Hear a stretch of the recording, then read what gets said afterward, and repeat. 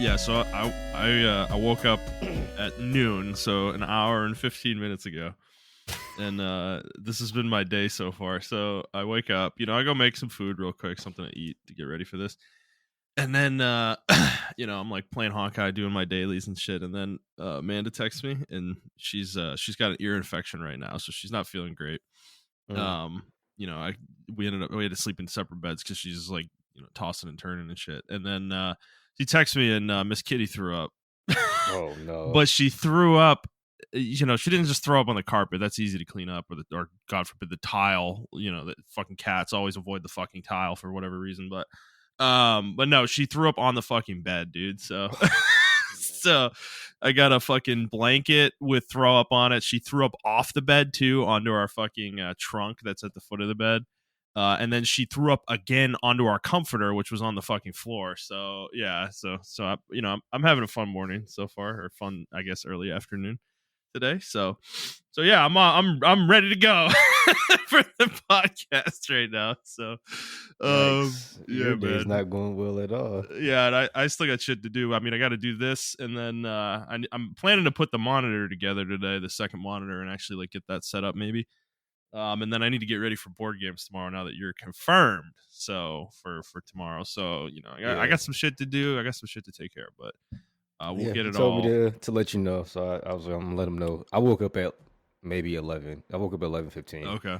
And Yeah. I was trying to get all my plans together, stuff like that. So once I got everything confirmed, then yeah, I had to let you know. But Well, I appreciate that. So I can, because the reason is, I mean, I can literally set the whole thing up today. Like I'm gonna put the game out and everything. So when you guys show up, we just jump right in. Okay. Since we're trying to get 2 chapters started, we need to waste as little time as possible. When you guys show up, there's no talking. We're not gonna be like, oh hey, how you doing, bro? No, fuck it, we're straight in the game. Okay, lock in, baby, lock in. I got the play button ready to go for the fucking the story part. So yeah. Yeah, I said I'll be there 1 p.m. sharp. So it usually takes about 45 minutes to get there. So I'm probably Okay. going to get there a little bit earlier. Probably going to get there Okay. around 12:45 or Well, something like I that. trust Tyler will get here on time as well. Jet is the wild card, so we'll see how that Yeah. goes. We might start without him, honestly, depending on how. Like, if he's not gonna show up till 2, like fuck him. Like What I suggest is if we're still going to do Baldur's Gate today, we hard stop with him at like 1 o'clock or something like that. Yeah, But, okay. Yeah. No, probably. You're probably right, or maybe even midnight, dude. Maybe midnight. I mean, yeah. like we're gonna play Baldur's Gate tonight, and there's a chance that, we might play some League too. So we got to we'll figure that out.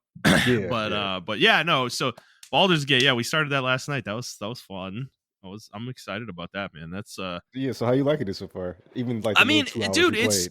it's fucking crazy. They really put, like, I know it's not 100% 1-to-1, but just like going through the character creator and doing some of the early combat. I mean, they really just put D&D into a fucking video game. It's crazy. I mean, I say this as somebody who has a fairly deep history playing CRPGs on PC from like the 90s and the early 2000s, where there were a lot of these games that were D&D in a video game. But it's just crazy because we haven't gotten that in 20 years though, really, since like the Neverwinter Nights period of time with BioWare and stuff. So there's just been this huge gap, and have a modern video game that's got the modern production values and just everything, modern controls and look and UI and everything, and it's literally just D&D 5th edition in a video game. It's fucking it's pretty awesome, man. I don't know. I'm actually really happy this game is taken off the way it has. I'm scared of it though. Like I feel like I'm gonna want to do multiple playthroughs, like with different character builds and stuff. But I'm excited that they've, like, no, obviously I'm excited for Larian, number 1, but 2, like I'm just excited for the fact that so many people are playing D&D in this form, because it might get people into the tabletop, in a more real way. Because I mean, Critical Role and shows like that have been like really popular the last like 7-8 years. I was just about to say that. Yeah, I think Critical Role really did a. Oh, absolutely! They completely turned D&D around. I think like they brought D&D back in a way that it hadn't been before. But I feel like that happening on one end, but that was a lot of people. That there might not be necessarily crossover with video games. They're tabletop players and video game players. While there's crossover, they're not necessarily the same people, guaranteed.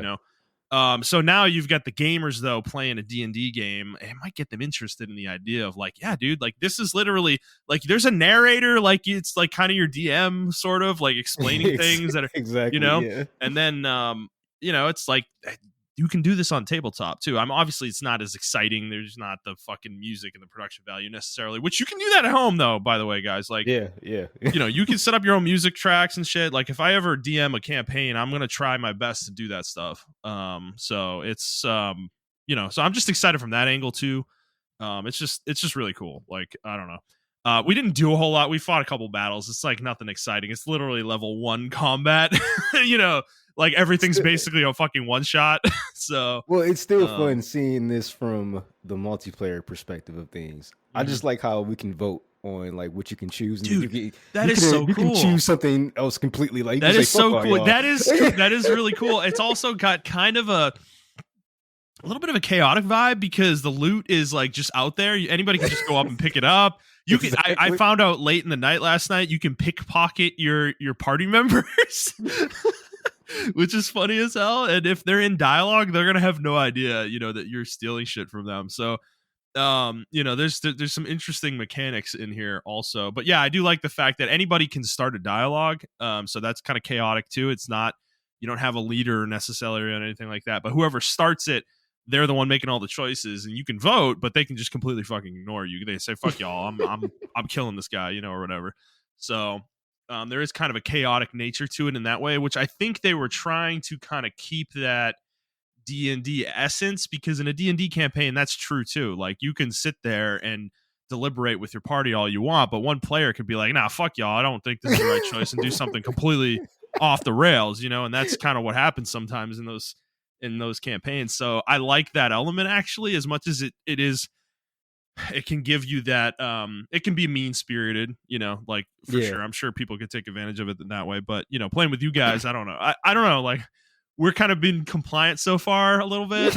We'll see how that lasts as we get deeper into the game, but I do think it's really well done. So I just don't know how Larian pulled this off. Actually, I'm given who they are. I know everyone's talking about budget, but dude, they're an indie studio. Like this is a monumental achievement, and to try to take something away from that, to me, like now that having played the game a little bit, like these people are so small to me. The ones that were like complaining about the game pre-release and trying to be like, oh, don't try to compare the game to Baldur's Gate. No, fuck y'all. Like, dude, like I don't care like what you think about the budget or their backing from Wizards of the Coast or whatever the fuck. They're an indie studio that achieved this on their own, and that is really impressive. So trying to take away from that to make excuses for other teams that have more resources, frankly, is completely absurd to me. I just think it was such a small, petty way to handle that whole situation. So,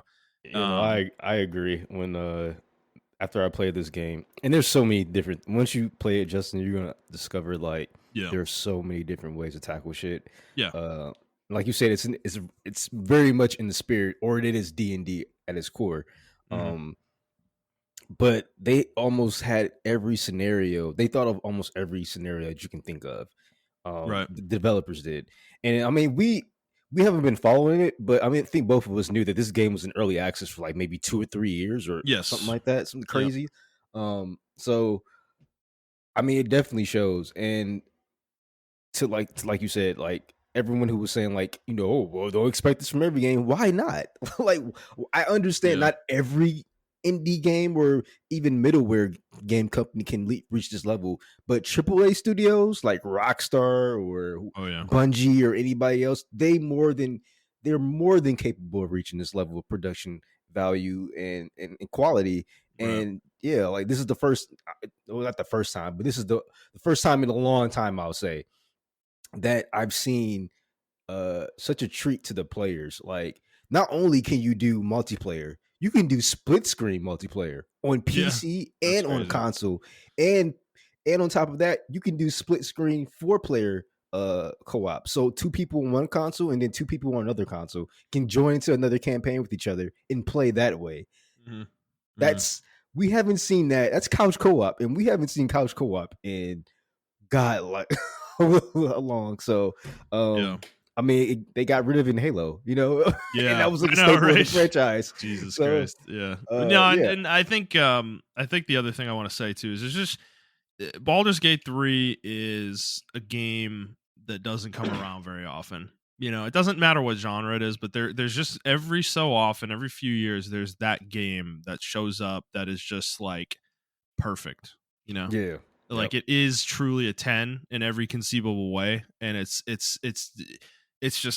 for the fans, like the people who made it, like they are fans of what they're making. I'm trying to think of other games, like Witcher 3 was probably another example for me, where it's just a game that's just like it's just so good. yeah, It just yep. never stops being good. Ever throughout the entire playthrough. Like there's no dips. There's just so few games like that, dude. Truly that reach that pinnacle. And I haven't gotten deep in Baldur's Gate 3, so putting it in that echelon is certainly maybe a little premature for me, but I know it's gonna hit that. I'm not I don't know. There's very little chance it's not for me at this point. I've played what I've played so far and heard what I've heard and seen what I've seen. It is that type of game, so I'm excited to play more. I don't know if I'm going to start my own solo campaign quite yet, but um, you know, just the possibilities are though are kind of endless for me. It's like the different class combinations you can do, or even just pure classes you can play. Like it's just so many. There's so much replayability in this game, which is pretty cool. So yeah. Anything else you want to say on that for now? Nope, Or that's it. leave it till next week. All right, we'll leave that as a tease. So yeah, everybody. Hi everyone. Welcome to the Player's Take. This is not a numbered episode. I'm probably gonna. I guess we'll make it a reflections episode. I don't Yeah, remember what number we haven't1. we haven't done the Um, reflections episode in a while. So God, dude, yeah. it's been over a year, I think, realistically. So, this will be a reflections episode. I think we're on 7 or 8, something like that. Whatever, you'll see it in the feed whenever you click on this. But so yeah, this episode, we talked about this on the podcast this week, episode 252. We're doing an Attack on Titan retrospective. Montrell and I have rewatched the entire series now that it's finished, and we wanted to talk about it. So that's what this episode is going to be dedicated to. But let me go through the rigmarole first. So for those of you who haven't listened before, this is our weekly show where we talk about video games, video game news, and other topics pertaining to video games. We post at 6 a.m. Central Time on Fridays on Apple Podcasts, Google Podcasts, Spotify, Stitcher, and your favorite podcast app of choice. And if you'd like to send us a question, you can do so on Twitter at The Players Take, or you can send us an email to theplayerstake01@gmail.com. And all right, Montreal, I just did that with no outline in front of me, totally off the top of my head. I've done this show too much. But I mean, fuck, let's just jump right in, man. How do you want to do this? You want to go like season by season, or you want to just kind of spitball yeah, it? Like, we can do this like how gun channels do it, tip the butt. okay, So yeah, we can start from like season 1, or we can go to season 4 and go back, because it all kind of mingles in with each other, to be honest with you. But yeah, I don't really know. I like honestly, you could go either way. I think it would be satisfying, but yeah, exactly. I kind of want to start. I personally want to start with to season 1. Okay, yeah, I was gonna say, did you just want to get into it? Yeah. Yeah, so season 1. I mean, we'll talk about characters and things here, but I do want to talk about the show in the chunks of like seasons, right? So season 1 obviously is the beginning of the story, but having rewatched the whole show with full context of everything that happens, it is fascinating to rewatch season 1 again. Mm-hmm. Because I have always been somebody who liked season 1 the most on Attack on Titan. Like it's my favorite season, and that's still true now after the series is finished. I just think the show was in its purest form at that point, and there were tons of mysteries that you didn't know the answers to, and the information they were giving you was so little in retrospect. They were just giving you little hints here and there, and you really didn't know very much at the very beginning of the series. But specifically, like I want to talk about the first 13 episodes. So the original, the Trost arc, and then the training arc, and the original first couple episodes with the wall being destroyed. So I mean, let's talk about episode 1 where it starts. Yeah. Because this episode is fucking insane in retrospect. Like rewatching it, knowing everything about it. the just the title of it to you 2000 years ago, what a name drop of an episode when you have the full context. They are directly referencing Ymir in that, or sorry, it was to you 2000 years later. Sorry, I'm getting that wrong. That's a direct reference though to Ymir in that first episode, just in the title right away. They dropped that right away.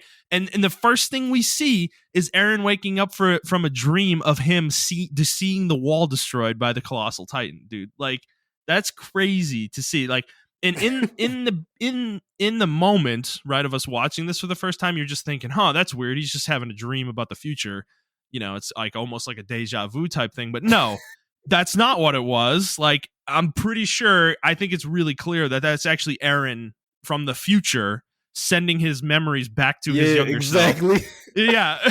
Which is insane that there's a layer there that you have no idea about, until way, way, way later in the series, and it's wild because he wakes up and he's crying, and that scene, they play that scene over and over again later in the show, like in the final season. But that thing of him seeing something and not remembering it, but he's crying, it's like it's like he saw something horrible, that happened. But I don't know. So take me through this first episode. Like, what do you think about it in retrospect? All of it. So what's interesting is I didn't get that far on my first watch, right? Yeah. So on my first watch, I went all the way to season 4, and where he was fighting the Hammer Titan, the Warhammer Titan. Okay, gotcha. And then, I mean, I guess this is spoilers, everybody. So whatever.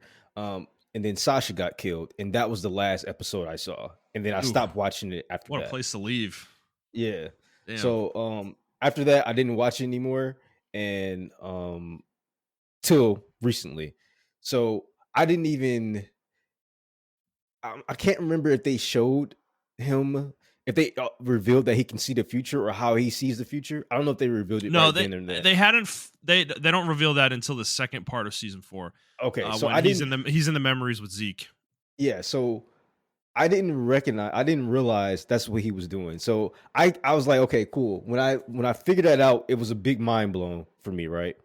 But like you said, when I was going through the list, I don't know why I was like checking the Attack on Titan list. I saw a TikTok, and the guy was explaining the TikTok of Attack on Titan in the memories thing. So I'm like, okay, he can't see into the future. He's sending his memories to the past, thus allowing him to see into the future through his future self. Right. So I was like, okay, that makes sense. So then when I went back and watched the first episode, and like you said, the title of the first episode, I was just like, okay, this guy's GOAT. Like, I can't remember the author's name, but the author of fucking Attack on Titan, Isayama, I believe. Isayama is a fucking GOAT, bro. Like, I was like, I don't know if he gave fucking Wit Studios and the other studios like the outline before this. He had to, because for them to name the episode like that is beyond. He had to have been involved. He had to have been involved, dude. There's no way. Yeah, like, this is beyond Game of Thrones. Like, he is better than George R.R. Martin. Like, I'm sorry, like, this is the Game of Thrones of anime, but in a good way. Like, we would probably never get another anime like this in another 10 or 15 years, as far as like storytelling and planning. Like, it's crazy. Yeah. But yeah, I didn't realize it. What really blew my mind about that, I keep it to the first episode. Yeah, the first episode was crazy. I already knew, rewatching it, who that Titan that ate his mom was. That was crazy to me, and I already knew that. But I was rewatching. Well, and that he says later that he sent the Titan to his house specifically, like, to save Berthold, who's the Colossal. It's fucking insane, dude. Yeah. Yeah, it's because you have to think about it. You got to remember, right? Berthold at the Berthold at that time. Did you watch sub or dub? Actually, that's an important question. I watched dubbed. Okay, so no, that's good. Actually, we have two different perspectives. So I watched subbed. So Berthold, and I love the way they say it in Japanese though. Berthold, he's obviously he's the Colossal Titan in the first episode, but you have to remember the context of this. This is before he had infiltrated the walls, so he didn't have the ODM gear on him. So he had no way to like get out of that situation after he got out of the Titan with the Titan Yeah. walking towards him. He would have just got eaten there. You Yep. know, so it's an important detail that got filled in there. And I don't know. I think the thing I want to focus on with this first episode though is just the dude the I want to call it cinematography, but like I don't know. It's an anime, right? There's no real camera, but just the way they frame everything in it, especially the very end sequence when his mom is getting eaten, is one of the greatest to me. Like one of the greatest anime openings I've ever seen in my life. The music, the voice acting, the animation with the blood just floating in the air like 3D, you know, Yeah. and Yeah. shit in there, and Aaron just screaming. I think in Japanese, like I love the Japanese voice actor for Aaron in many of these scenes, but where he's just screaming like Yamero, you know, like just pure abject horror that his mother's getting eaten in this way is like it was such a powerful scene, and what a hook, dude. It hooked me in instantly. Yeah. I've never been hooked into a show so fast, you know? No, I think both sides did well. I watched it both in Japanese. I did watch the first episode in Japanese when it first Mm-hmm. released, obviously. But the English version as well, or the dub version, I think all the voice actors captured the emotion of the Japanese voice actors really well. Yeah. If not, I mean, of course, the Japanese is most likely better. But there were just certain aspects, right? I'm gonna skip ahead a little bit to season 2, and when they were locked in that tower, like you remember when Yeah. uh all Utgard. three of them, yeah, they were all locked in the tower, and they were, they couldn't get out, and they had to wait for Aaron and others, the reinforcements, to arrive. And there was like one where they had the fucking scouts, those veteran scouts with them, and they were like, Mm. oh, we got this and everything like that. And then when everything was going to shit and they ran out of ODM gear, gas, and stuff like that, and they were getting eaten, it was one, I don't know, it just plays in my mind. I don't know if you remember this part, but I forgot her name, but she was like, she missed her leg got bitten off, and they were like grabbing her each other way, Mm-hmm. and she was like begging for her life. Oh But yeah. the way she was begging for her life in the dub version, she was like, "I'm sorry, Daddy, I'll be a good girl. Yeah, I'll yeah. be a She good does the girl." same thing in the sub, Okay, dude. okay, It's fucking horrifying. that was like that shit was so horrifying to me, because I'm like, Yeah, dude, dude. what the fuck? Like, how Yeah. did your mind just regresses No. back to that, and you Oh don't my know what else to god. say? It was No, and this is what I want to key on early in the show, the first couple seasons, specifically season 1, but it goes into season 2 too, with the horror element of this show with the Titans, and how so many times they punk you with the way they frame scenes where like that character, Hanabi, I believe is her name, yeah, fucking she's literally like an episode or two before is like such a badass. She's like, let us show you our ODM gear or whatever, you know, like when they're going to fight all those Titans or whatever, and she's like such a badass, and then her ending is her getting ripped apart screaming for her daddy, you know. Like it's so horrifying. They do that constantly where they set these scenes up where these characters are like they bring the music in, that high, you know, the horn music, the like dun dun dun, you know, that like really high I don't know, high pitched horn music that's like very upbeat and like gets yeah, you your yeah. heart pumping, and you're feeling really positive. And then like within 2 minutes it's horrifying and they've all died, you know. It's like they just do that over and over and over and over again, and they punk you every single time. I feel like you No, always feel like, oh, they're gonna get him this time, nope, they don't. well, Nope, they I get look at wrecked. it. I look at it like this. I think it's very interesting, like the conversations around Attack on Titan, how it's like fashion and stuff like that. But I look at it like this, right? So, like, when Mhm. you have like, fascist propaganda, or even like not even fascist propaganda, just a propaganda in general, like the army, and they're like, we're all for one, look at our cool fucking tech, and you're gonna be a fucking ultimate soldier and all this shit like that, Yeah, right? yeah. And like you can tell they did that in Attack on Titan as well, where the scouts were like, yo, we're the fucking best, this is our elite. I got fucking 70 fucking Titan kills, bro. How many did you get? Oh Yeah. man, I got fucking 65. And like that was the same thing with her, with that team as well. They were like elite Titan killers. Yeah. But it goes to show you that all that shit goes out the window when you're about to lose your life. Like Yep. all that shit, Oh all yeah. that training, all that hype that the government has or Not even just whoever lose your life in the most in horrifying, the most horrifying way. painful way possible. You are And it's getting ripped apart limb by limb and it, eaten by a giant creature. Like, yeah. and their deaths are not like glorified. Like Nope. you know how in certain stuff they try to glorify the death, like, oh, I would be going out for my country, and Yeah. you know they ride off into the sunset, and then you know the flash happens and they die, and you don't really see how horrifying the death is. I like how in this anime, every time they are about to have like a glorified death, Yep. they want to have a glorified death.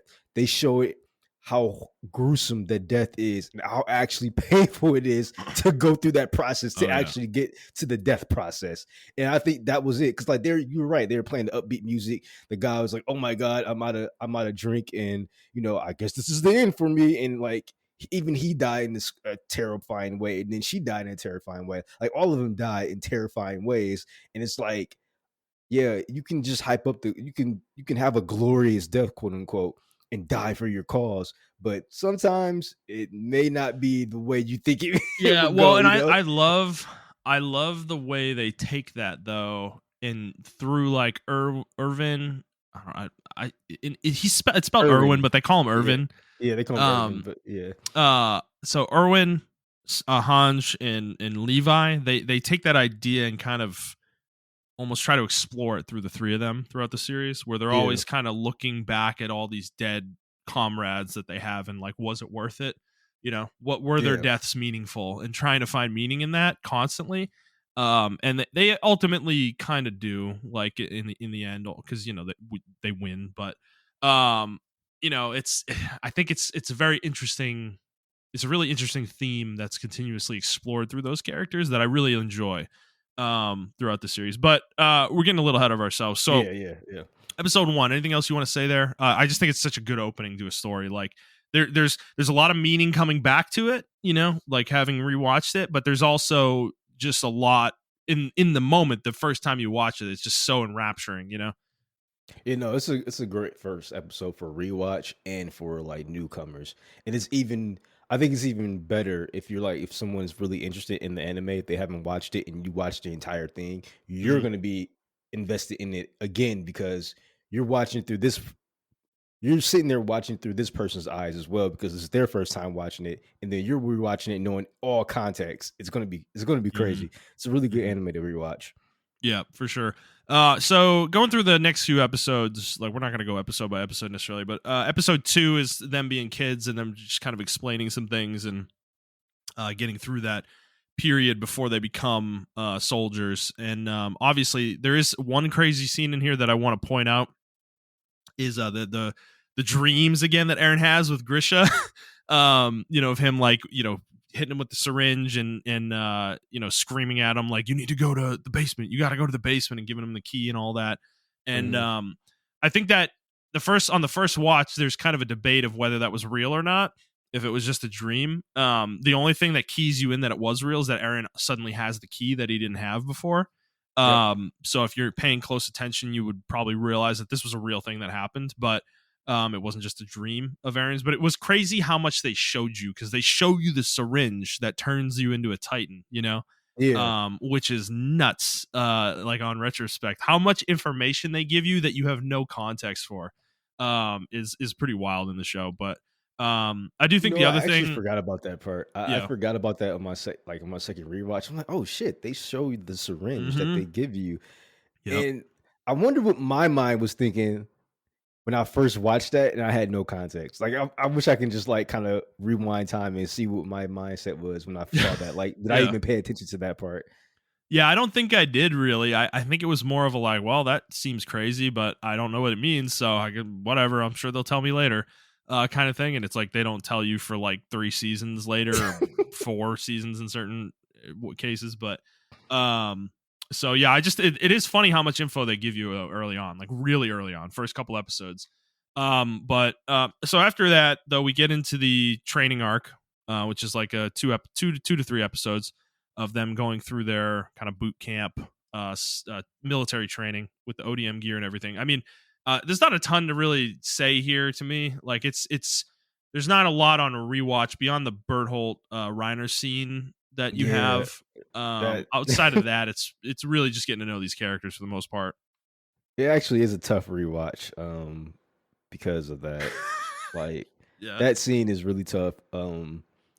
I still think Aaron is insufferable throughout this entire arc, in my Mm, opinion. hmm. I know a lot of people disagree with that, but even with context, I still think he's insufferable. But I know it was a means to an end, so I dealt with it. But yeah, it was. Well, do you want to get into him a little bit more deeply, real quick? Because like I- him in the pre-time skip before season 4 is a really interesting. He's really a lot more interesting to me than he was obviously in the first watch because I understand the context a little bit more. Like he's being manipulated by himself from the future, pretty much constantly. And but I think the thing that I always key on with him and Reiner actually specifically these two characters is kind of how incompetent both of them are. Like Yes, yes, consistently yes, incompetent both of them are. They constantly fail over and over and over and over again, and they might have one success here or there, very very rarely that happens, but in part 1 they are like the most incompetent characters, and it's not really obvious until you rewatch it that that's the case, especially with Reiner because he's such a villain. Once the reveal happens that he's the armored type, you kind of think of him like, oh shit, he's this badass fucking, he's the badass armored titan that's super scary, but he actually like fails constantly after that reveal. Like he fails to capture Eren. He loses to Eren multiple times in one-on-one fights. He never actually achieves his goal during the entirety of seasons 2 and 3. Like he's just a complete failure, which gives you context for season 4 where he just feels like a failure. Like he doesn't feel like he's worth anything. And it's interesting to see that because the show presents Reiner much more competent than that, up like especially in season 1 and season 2 before the reveal. Like he's like hyper competent as the soldier, quote unquote, rather than being the warrior where he's a complete incompetent fool as the warrior, yeah, which is really interesting on a rewatch to kind of see that and watch through that because when he's their ally, like, yeah, he's like, he seems really competent, like, and on top of shit, he's like a leader. He's very decisive. He doesn't fuck around. He saves people's lives a couple times. It's like, but the second that switch flips, he becomes like he's just not that strong anymore. He just doesn't seem that strong. So I yeah. don't know. So, Yeah, so for me, for Reiner, it was always. I don't really consider himself a failure. I consider himself in over his head. inse- insecure. Yeah, He was always insecure about his own power. Like he didn't get the Titan like legitly that he was right. supposed to, somebody else was supposed to get that Titan, Yeah, and I think he got it off a technicality. I can't remember how he got it actually. they don't I for- actually tell you. Like Okay, they just say Marcel just says that he basically convinced them to give it to Reiner over his brother. yeah. So he pretty much got off of like a technicality or something of that nature. And then constantly throughout the show, especially through season 2 and 3, well, 1.5 to 2, um, he's constantly in this state where he's like suffering from severe PTSD to where he's going to like a split personality disorder to Hmm. where he thinks he actually is the role that he's playing as. Like Hmm. Yeah, he's for his comrades. He just kept going back and forth for the people behind the wall, for the people in what's the country's name? Marley. Is it Marley yeah, or Marley? that's right. Yeah, Yeah. and Marley and stuff like that. So it's like he's constantly switching between these roles, and I just think he's a soldier that just was in over his head, suffering from severe PTSD and insecurities, and it's just all culminated in the fourth season where you just saw this husk of a person who was just like, Hmm. I can't do this anymore. This is Hmm. just I wasn't built for this, and I will never be built for this.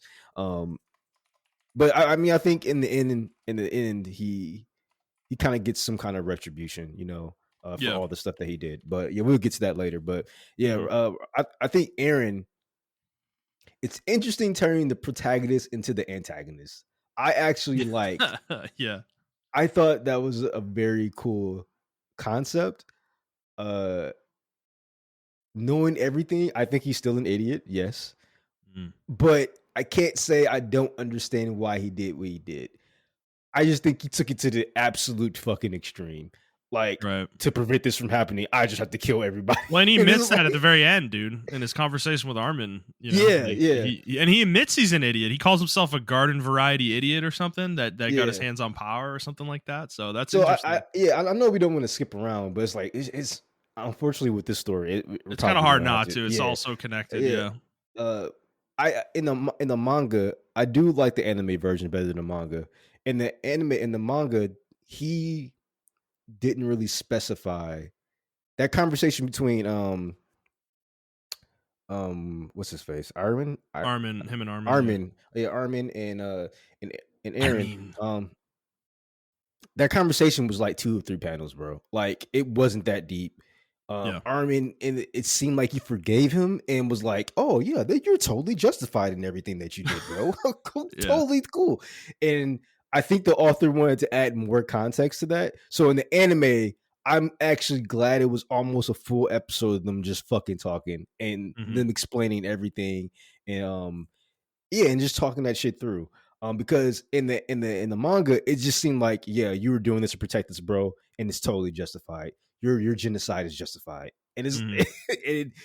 I just like how in the anime Armin's like, I understand what you're doing, but you have to realize But you're an this was asshole. Yeah. this is the worst possible thing to do. Like, Yeah. now all of what you've done is gonna be reflected on us. We are the monsters that they have been preaching for the last 100 years. Mhm. Like, you just committed that atrocity, and now Right. we have to save ourselves from ourselves, pretty much. You know what I'm saying? Yeah. I don't know. Well, I yeah, and I think the God, I had a point. I lost it. Go. Sorry. Keep going. No, I just think the whole context of that, of being hated, and then doing the thing that you are doing the thing that you are being feared to do is such an Mhm. interesting concept, because we see Yeah. it every day in the real world, and I think it's just, I don't know, especially like in today's climate and everything like that. I think the anime is actually like a lot of anti stuff. Like, it's actually Mm. anti-war, it's Mhm. actually anti-fascist, it's actually anti-racism. It's showing like The the pitfalls of these things. yeah, the pitfalls, and even the people who are suffering that. Like, you think you may want to do this stuff, you think you may want to have this ultimate revenge on this stuff, but then you're going to be costing the lives of millions if you do, Mhm. do that On revenge. Are you willing? your Yeah, own are you willing to take it humanity that too. far? Yeah, are you willing to take it that far? I don't know. I just think, I think the anime is just like, it's a really good. I Well, think it gets a bad rep. yeah. It's just a really good anime, bro.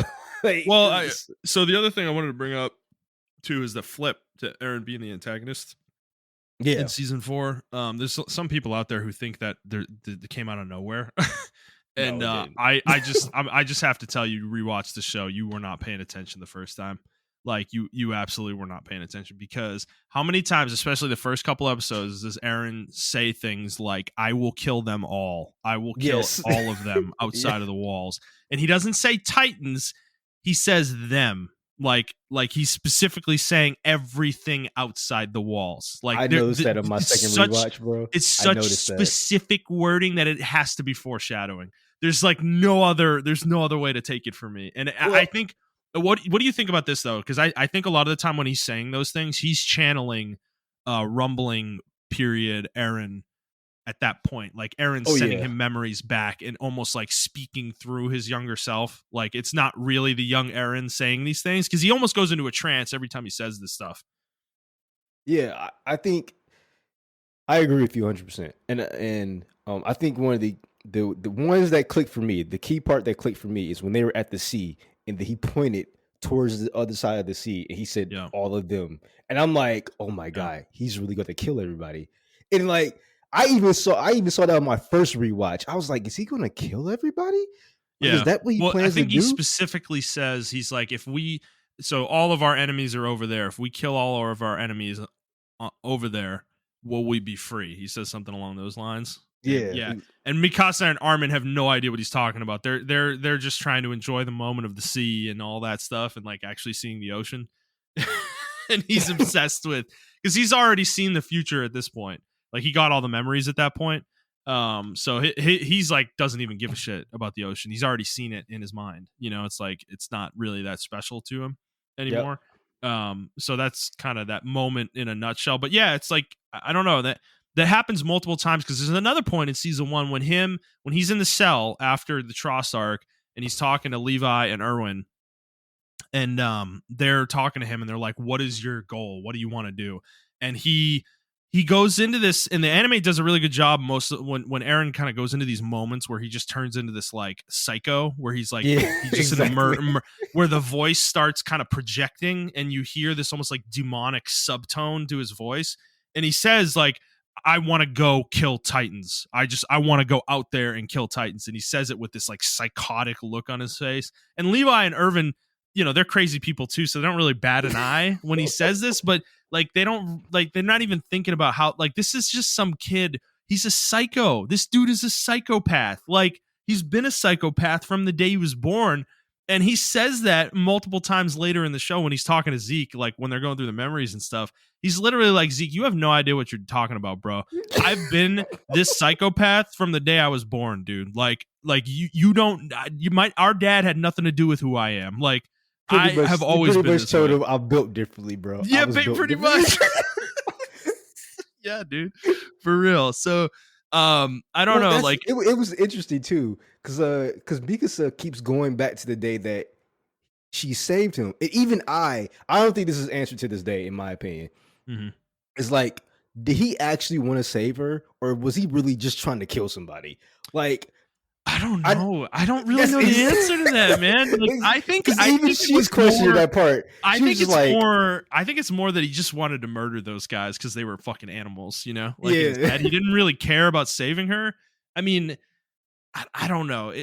There's a part of him that did, but the way he like this is another element to season 1 when you rewatch the way he treats Mikasa in the first season and even going forward after that, he is consistently an asshole to her, always, constantly, every time they interact. Almost like there is no reason for her to have this adoration for him beyond the fact that he saved her life early on.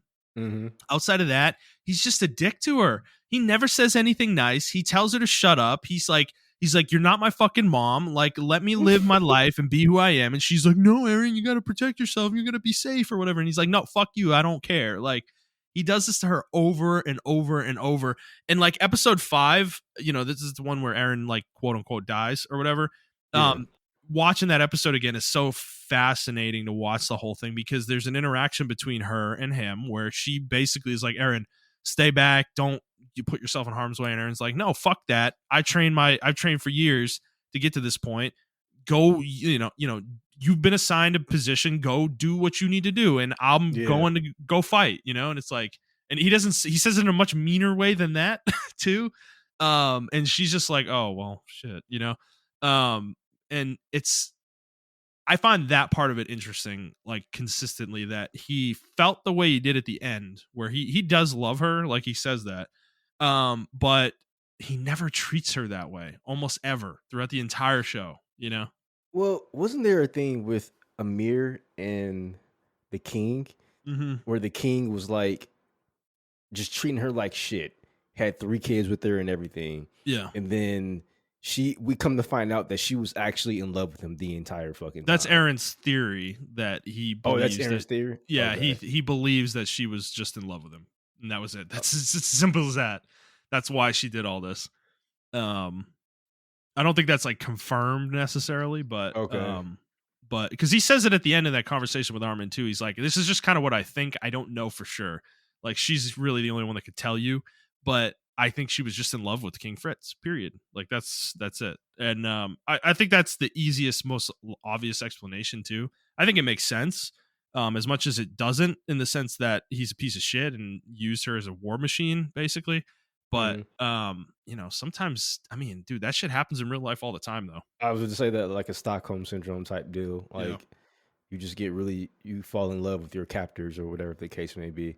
Because I thought, like, even at the end of season 4, when I thought she kind of like looked at her, Mikasa talked to her and was like, Yes. this is what you wanted or something like that. I can't remember what she exactly said. But yeah, like I don't know. I think Mikasa was like just she was in love with him, with in love with Mhm. Aaron. It was Yeah. kind of like the same thing, the same dynamic. It was she was a mirror in that situation, and Aaron was King Fritz, where he just wanted to like just destroy everything or whatever. Mhm. But I guess she was trying to justify in her own logic, like he's doing this for us because he really cares about us. Mhm. But what I thought about was really interesting about this whole thing was he had the power. I know I'm skipping ahead, y'all, but I mean, It's y'all just just the gotta nature of watch this it. conversation. Yeah. Like we're gonna go It, through season by season, but yeah, we're gonna end up yeah, jumping yeah. ahead a lot because Yes. yeah, So I thought it was interesting too, where they were in the plane and he can also hear everything they're saying, like their yeah, whole plan and everything like that. And they're like, wait, aren't you going to try to stop us? He's like, I'm give you the freedom. When I say freedom, bro, y'all got the freedom to stop me and I got the freedom to kill you. Whoever wins, wins. May the yeah, best man win, you know? yeah, And I thought that was like very interesting because you never really see protagonists and antagonists do that type of thing in the story where they're just like, I meant what I said. This is total freedom, like dog eat dogs type world. Like, and I don't know. For me, that was just a very interesting concept. But we can yeah. skip back to Yeah, so season one. yeah, let's get back to season 1. So Trost arc episodes 5 through like 13 or so. So let's start with episode 5 because this is another specific episode I feel like we're going to talk about, which is Aaron's quote unquote death. This episode is brilliant, I think, in retrospect. Rewatching, as much as it's still there is a degree of it that pisses me off a little bit. Um, I still think though overall the framing of where the story went ultimately, this is an excellent episode. I love how it starts where the Colossal Titan shows up and Aaron fights the Colossal Titan and like 1v1s him and almost kills him, you know? Like Yeah. he just doesn't know enough, he doesn't have enough information to be able to win that fight ultimately. But it is interesting that one of the few times that Aaron actually uses ODM gear in the entire series this early on is this moment, and he's fighting a Titan shifter unknowingly and realizes that it has intelligence during the fight too. Like he's like, holy Yep. shit, this thing has intelligence, like which is different from what they're used to with Titans. So he there's just a lot of information revealed there, kind of subtly, very subtly. But I love that fight at the beginning. I think in episode 4, at the end of episode 4, when the Titan shows up, some of the animation I want to call out too is when Sasha's running down the wall to save Samuel. That shit is crazy, dude. Like rewatching that, some of these ODM sequences in season 1 in the Oh Tross arc man, are yeah. fucking unbelievable, dude. Like Wit Studios Jesus. did some impossible shit with their animation, man. And you know what? In watching, because I think they stopped in season 3, or was it season 2 they It was stopped? season 4 that went over to Okay. Mappa. So yeah, so Mappa, just talking about animation in general, I can tell the first couple episodes they were still trying to like understand the animation of Attack on Titan, and they couldn't really get it. And I understand why people were like upset with them.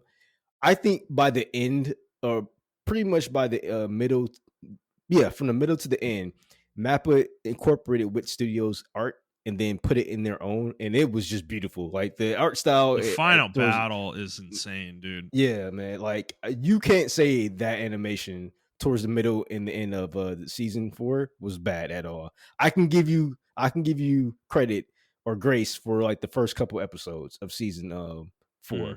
4. But after that they figured out the style and everything like that. I mean, it's actually a tough act to follow, to be honest with you. I know. Wit did so good. This Yeah, was their man. first show too, by the way, that they ever did. Isn't that It was crazy? it's a hell of a show. They must have That's some veterans. crazy. Yeah, Yeah. man. They must have a lot of veterans. I don't know, man. But yeah, that first episode, I want to talk about the Titans, man. The actual Titans in that episode. Of season 5 or episode 5? Yeah, from all the Titans they encountered were people you There saw. were people from the wall that Grisha, when Grisha got saved by Kruger. Yes, every single one of them was somebody from that period. It's just so insane, dude. Like that is crazy that you have your story mapped out that far. You know, like I don't know. Maybe Even it the was just so Titan coincidental, but that eats Aaron in the yeah, first one, I recognized him when I saw it in season 4. I was like, wait, is that the old man that ate Aaron in the first yeah, season? yeah, man. Yeah. That thing's so funny too because it's such a gentle Titan, It's like this gentle looking old man Titan with a giant fucking beard.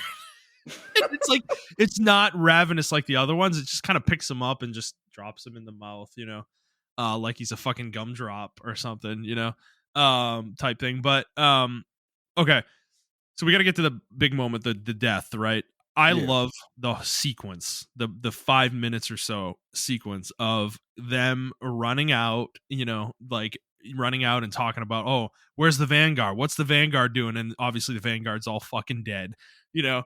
And they're like, holy shit, this is bad. Like this is, and Aaron's even inner monologuing, like this is way worse than I could have ever expected, yeah, like I thought it was going to be bad, but I didn't think it would be this bad, and they're just like fucking crazy. And then was it Samuel, I think, or no, not Samuel, it was I forget who gets eaten, the blonde haired dude gets eaten by the abnormal, and then Aaron just gets angry, goes off on his own. And again, I want to call it the ODM animation here, where he's flying towards that Titan is unbelievable, like how good it is.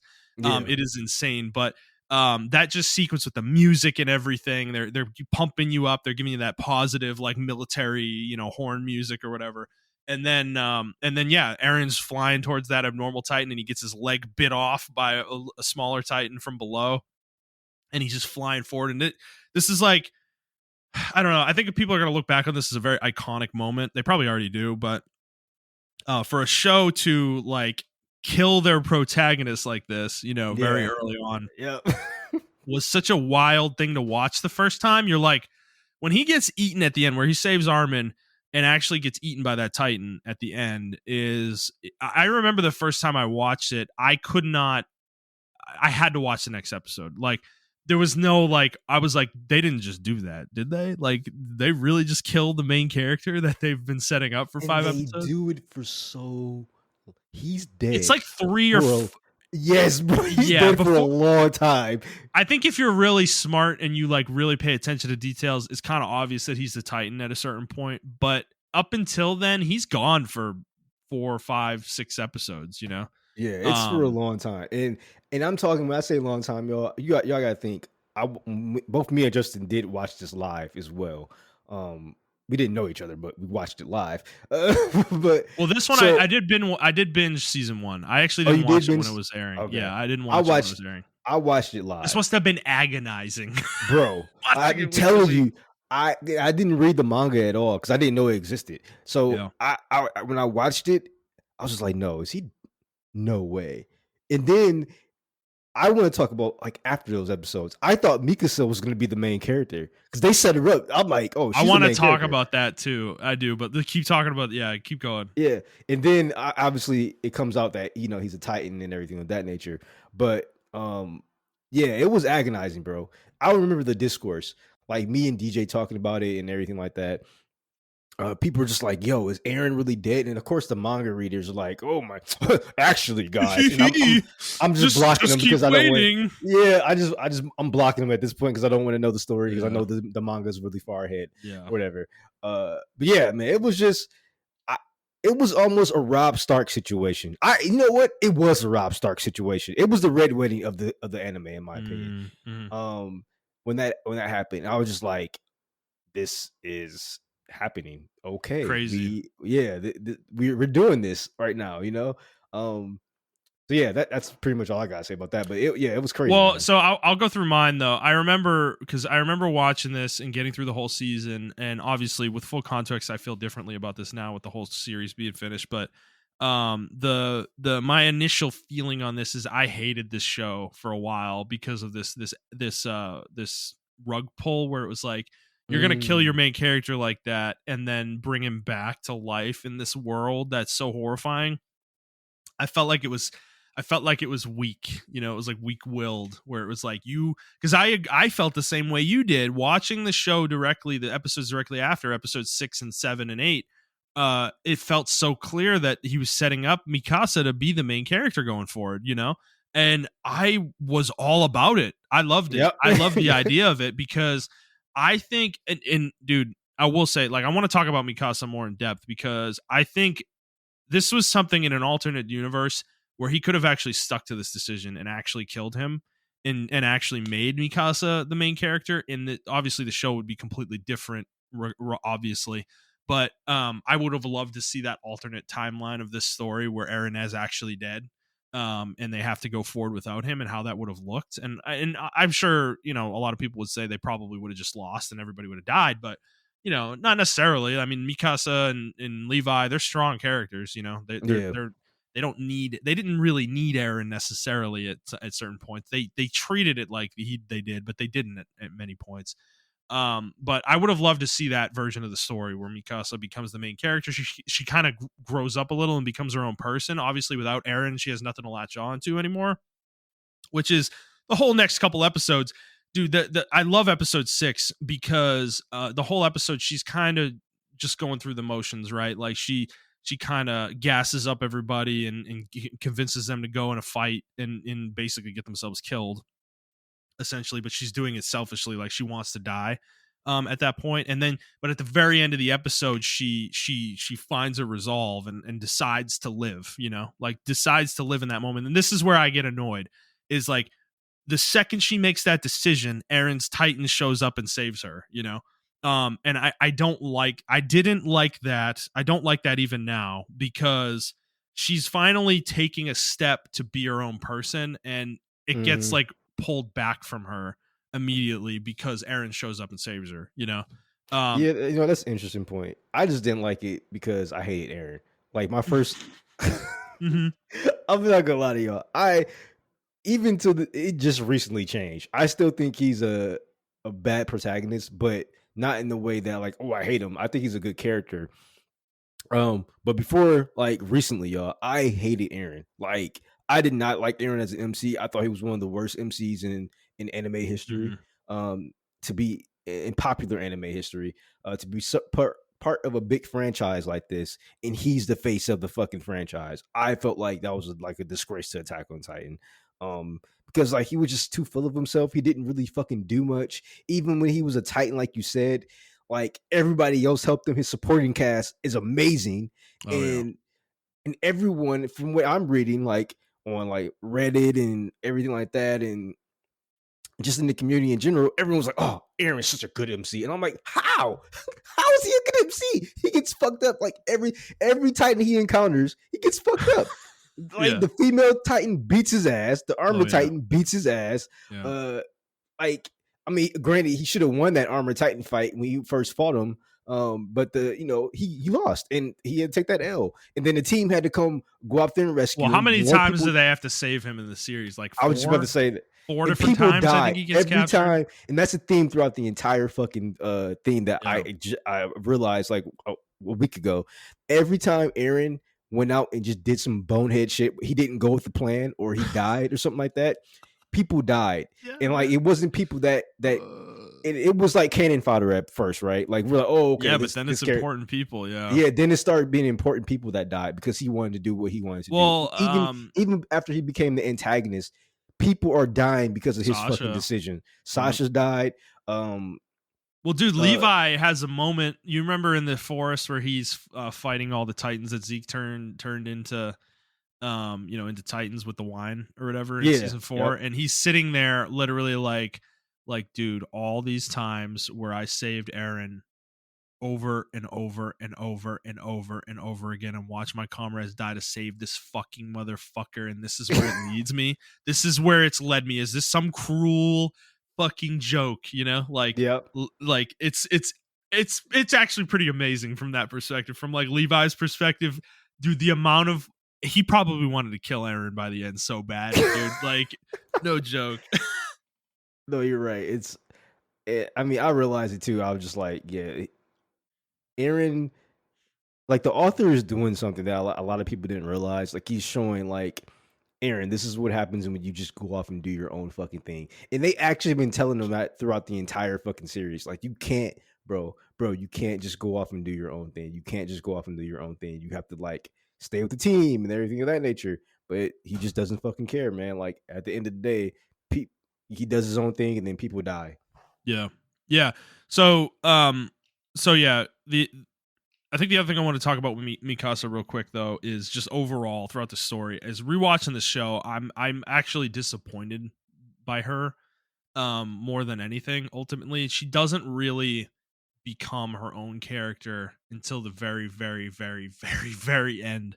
Otherwise, she's just kind of blindly following Eren around and trying to save him or protect him or help him in some way. And it's kind of frustrating that it just kind of feels like she never has her own agency in the story. And it's a little annoying that they set her up as the hero at the end of at the end of the story, because she just kind of falls into that role. It's not like she did anything actively to get there, I guess is what I'll say. I don't think that ending was earned personally, like in that regard, with that specific character. Mm, I felt like she deserved it.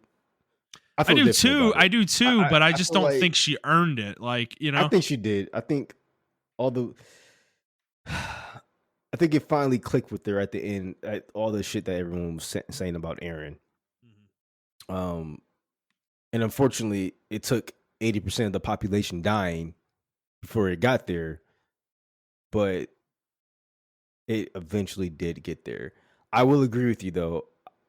I don't like her constantly chasing him and saying like she needs him, and Yeah.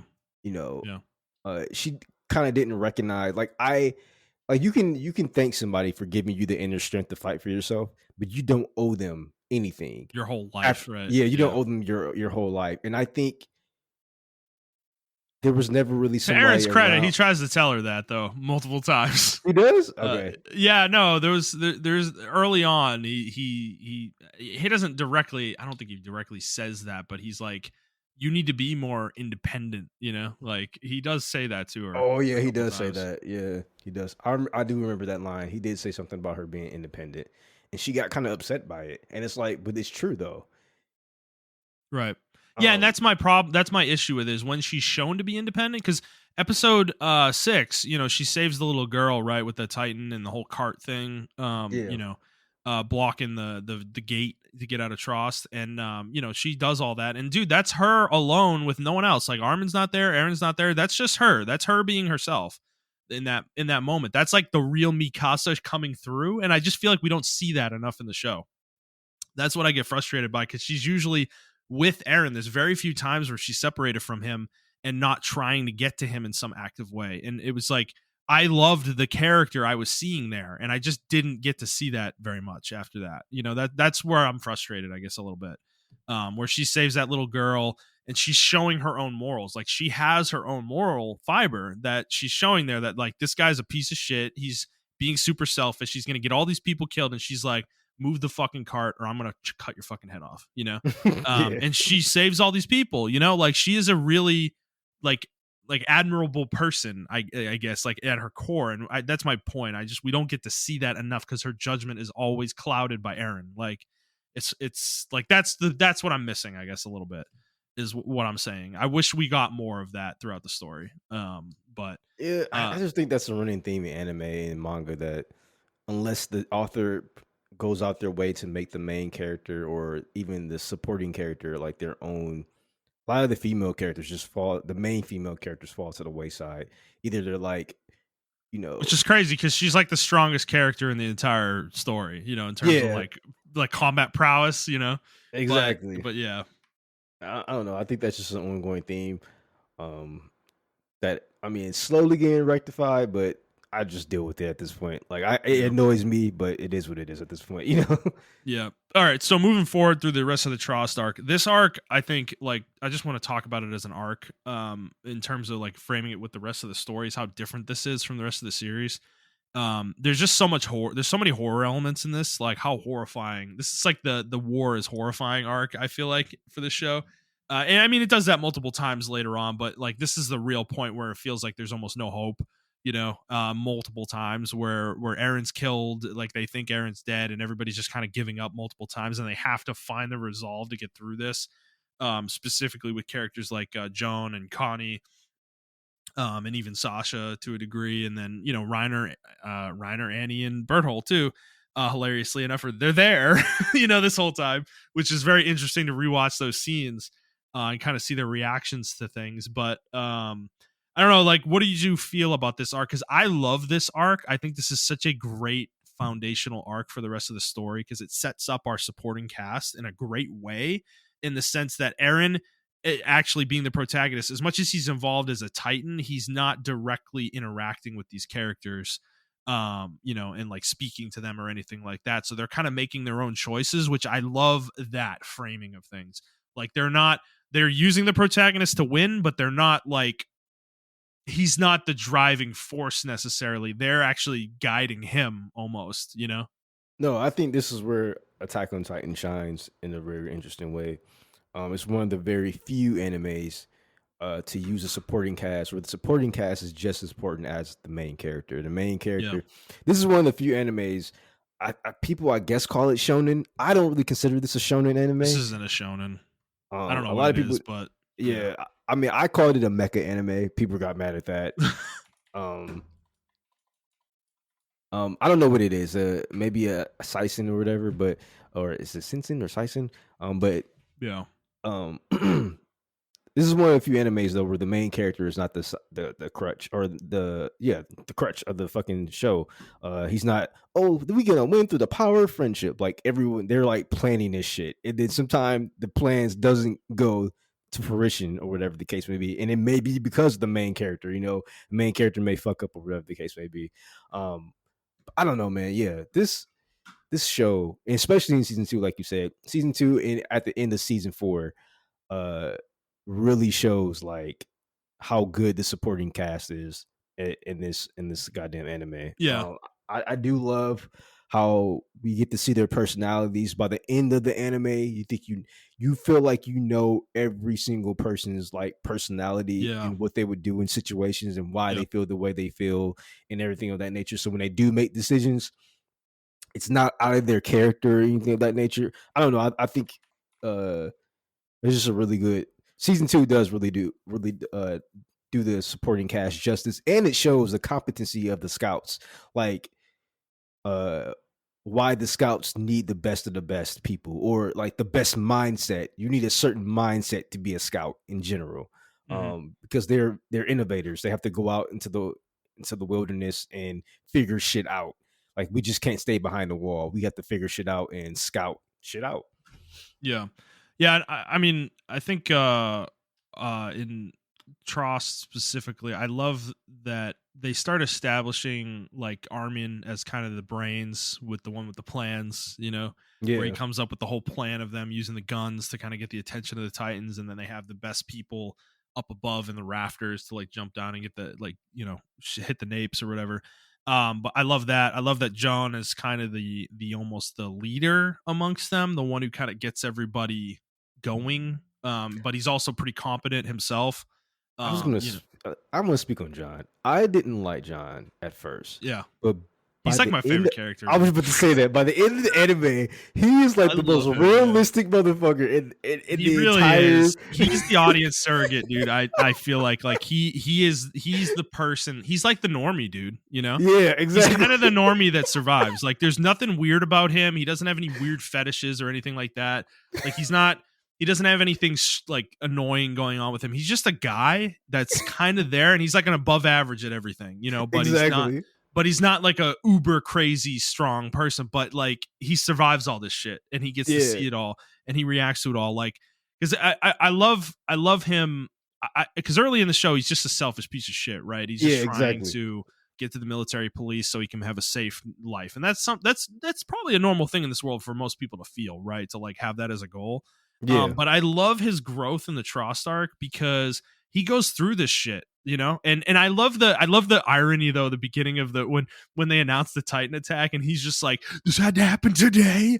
If this happened fucking tomorrow, I would have been in the interior wall. Are you fucking kidding me? Like that kind of thing. But that's such like a normal person feeling, right? But I love how over the course of the arc in Trost, where he kind of grows, right?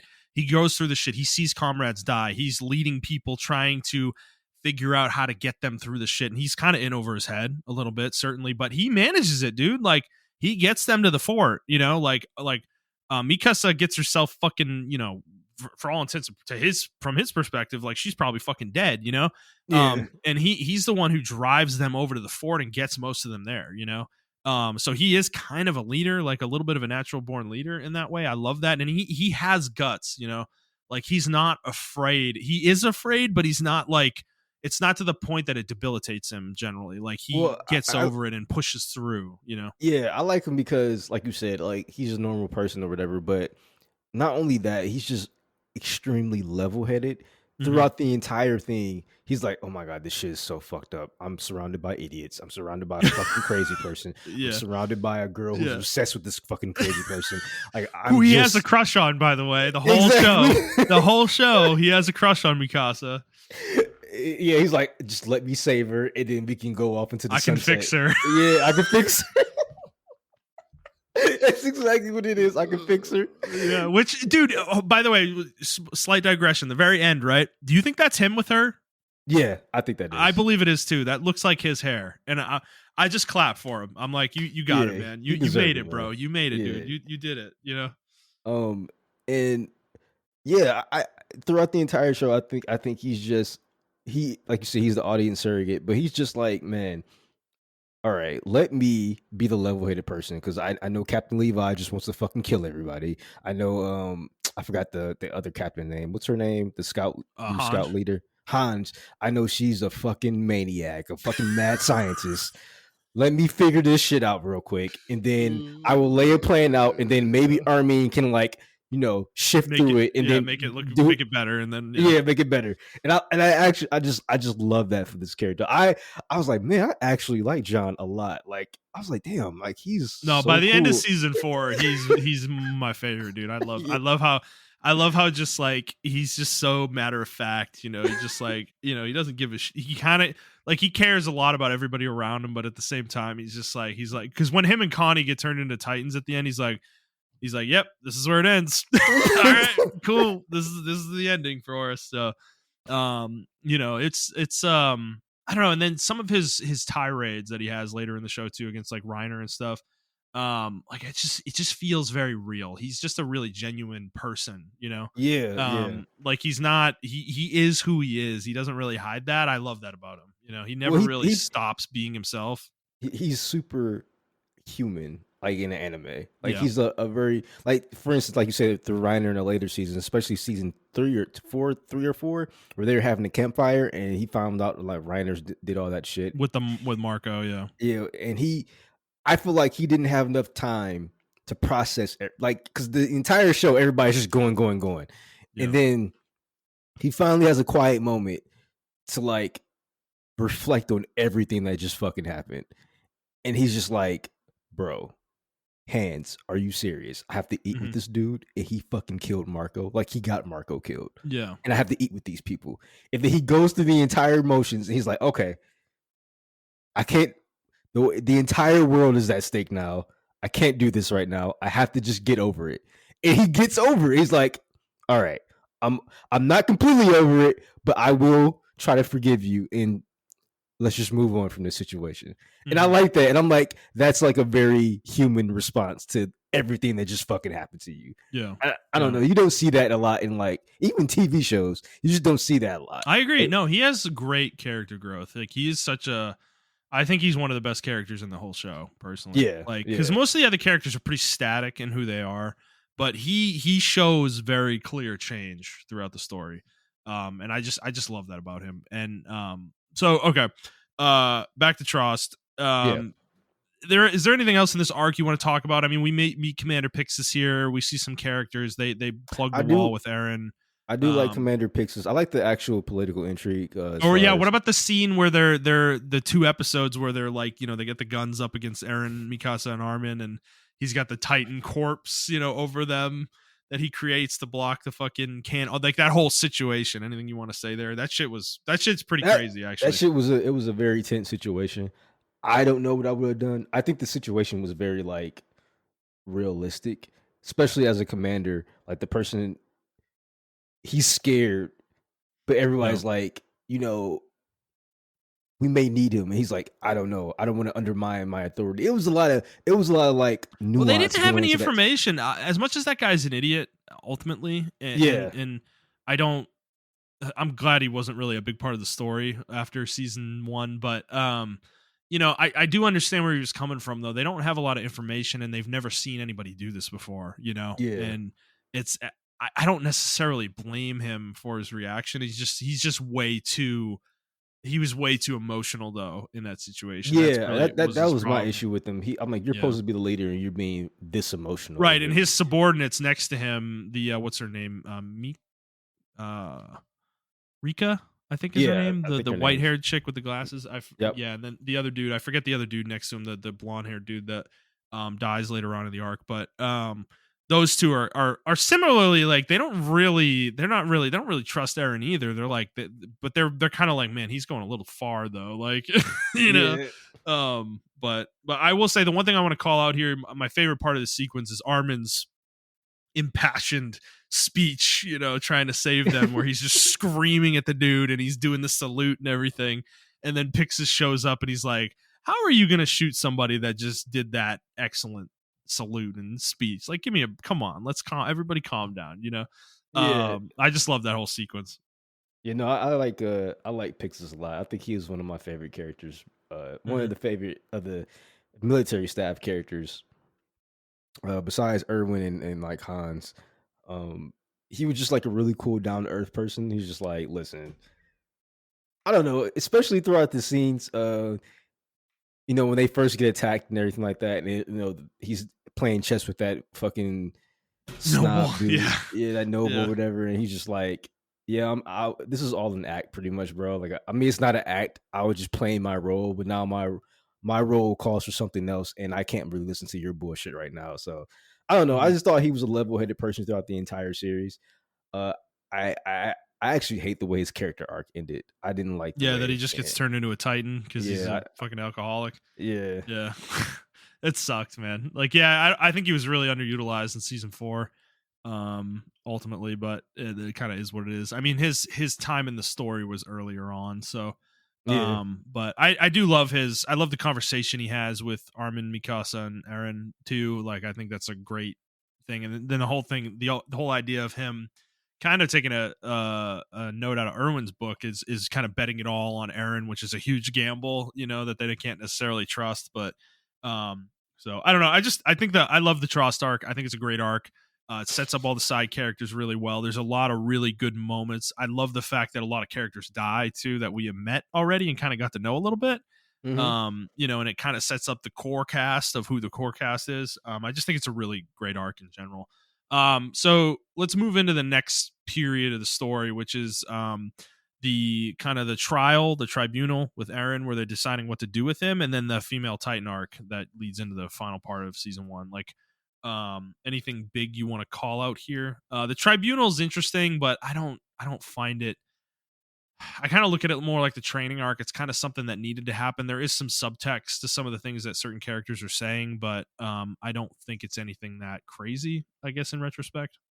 I thought the trial was very interesting. Just how everybody was like, you have this weapon that we can use to beat Titans, yet everybody's like, not everybody thinks that way. And I thought it was like a very human thing. It was a very unfortunate, dumb part of humanity that we do. But Yeah. But there's a uh, group though within the military police side that's working for Rod Rice, I think. Like, that's the subtext, I guess, here is that yeah, they're trying to get Eren so they can feed him to uh Rod can do what he needs to do to either feed him to Historia or take it yep, himself, to get the founder back in the Rice family.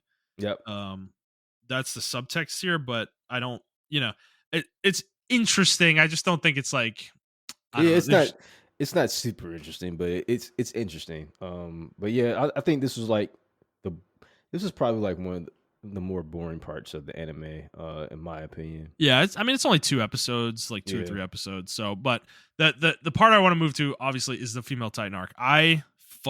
This is my favorite arc in the whole show. I love this fucking arc, dude. The introduction, because you're getting introduced to the scouts. All of our main cast have joined the scouts, and um, you're kind of being shown these characters. They kind of they show you Levi's squad, and they kind of gas them up, give you their like Titan killing stats and everything, and all that. And it's like they do that very purposely to show that these people are powerful, like they have power. and almost to kind of like, I feel again, set you up, give you a false sense of security that these guys know what they're doing. They're very strong, like they're good. But I love how realistic they're always. This shit is always portrayed. There's no like, they don't win these fights in a landslide with the Titans. Like, people die every time they fight Titans, you know. Yeah. And I love that aspect to the show, and I love this arc specifically though, when Annie shows up as the female Titan, she just starts obliterating entire squads of scouts, you know, no effort whatsoever. She's just grabbing their lines, like flipping them around like a fucking, like a toy, throwing them and shit and smashing them into the ground. And so it's just the brutality happening in this arc is so cool. But I love the way that it's all kind of built up, where some of our main cast are seeing what's happening, or directly involved in what's happening, and kind of trying to piece together what's going on. I just love how it's almost like drip fed to you over the course of this entire arc, like what Irwin's plan is, like what he's trying to accomplish with this whole mission. And I don't know, I just love the arc. I love the female Titan. I think it's the best antagonist in the show, like in terms of being interesting, because Annie's just so brutal, dude. There is no mercy to her whatsoever when she's fighting people she just doesn't care about. You know, and I will say, rewatching it, there is a little bit of there's interesting moments where she doesn't kill Armin, obviously she doesn't kill Reiner for obvious reasons, but and she doesn't kill John either, I think. And that's really interesting given the framing of everything else, where it's just fodder. She's just so like, she doesn't even look. She just murders these guys, you know? Yeah. So that is the one thing that like sticks out a little bit to me, but it's okay. It's fine. It's anime. It's going to happen sometimes, but I don't know. When she didn't kill Armin, there was a good excuse why she didn't kill him. I mhm. think. So one, obviously, Reiner saves him, or sacrifices himself. Quote saves him. Yeah, yeah, quote unquote saves him. And I think she was about to crush him, but then she just, yeah, okay, that part, I guess she was just like, I don't want to really kill him. I'm just gonna just jump over. Well, him. he wrote the direction he thought Eren was in her hand, remember? Oh yeah, and that's why she just went the other direction. Right. Yeah, so she immediately turned direction after that. Yeah. yeah, so I don't know. I do think how it's kind of ironic where them two end up like being with each other, or I think they end up with Well, each there other was at the end. already, I think this is the point with Armin, right? She already had a thing for him at this point. Like, that was already there. That's what Did I she? like about it. I thought it was. I didn't really see that at the beginning. Maybe I should. Not in the rewatch. beginning. They do it through flashbacks later on, but it had been established during their training. That, like, not in the episodes themselves, but in flashbacks later in the story, they kind of show the two of them interacting, and there's a little bit of setup there. So Okay. I like that happens though in this moment where she doesn't really want to kill him, you know, like she could have done it twice, two different times in fact, but she decided not to, because she has a thing for him, you know. And then And later on in the Stohas part, it happens again where they're talking to each other, and you can kind of feel there's a little bit of a tension there between the two of them, you know.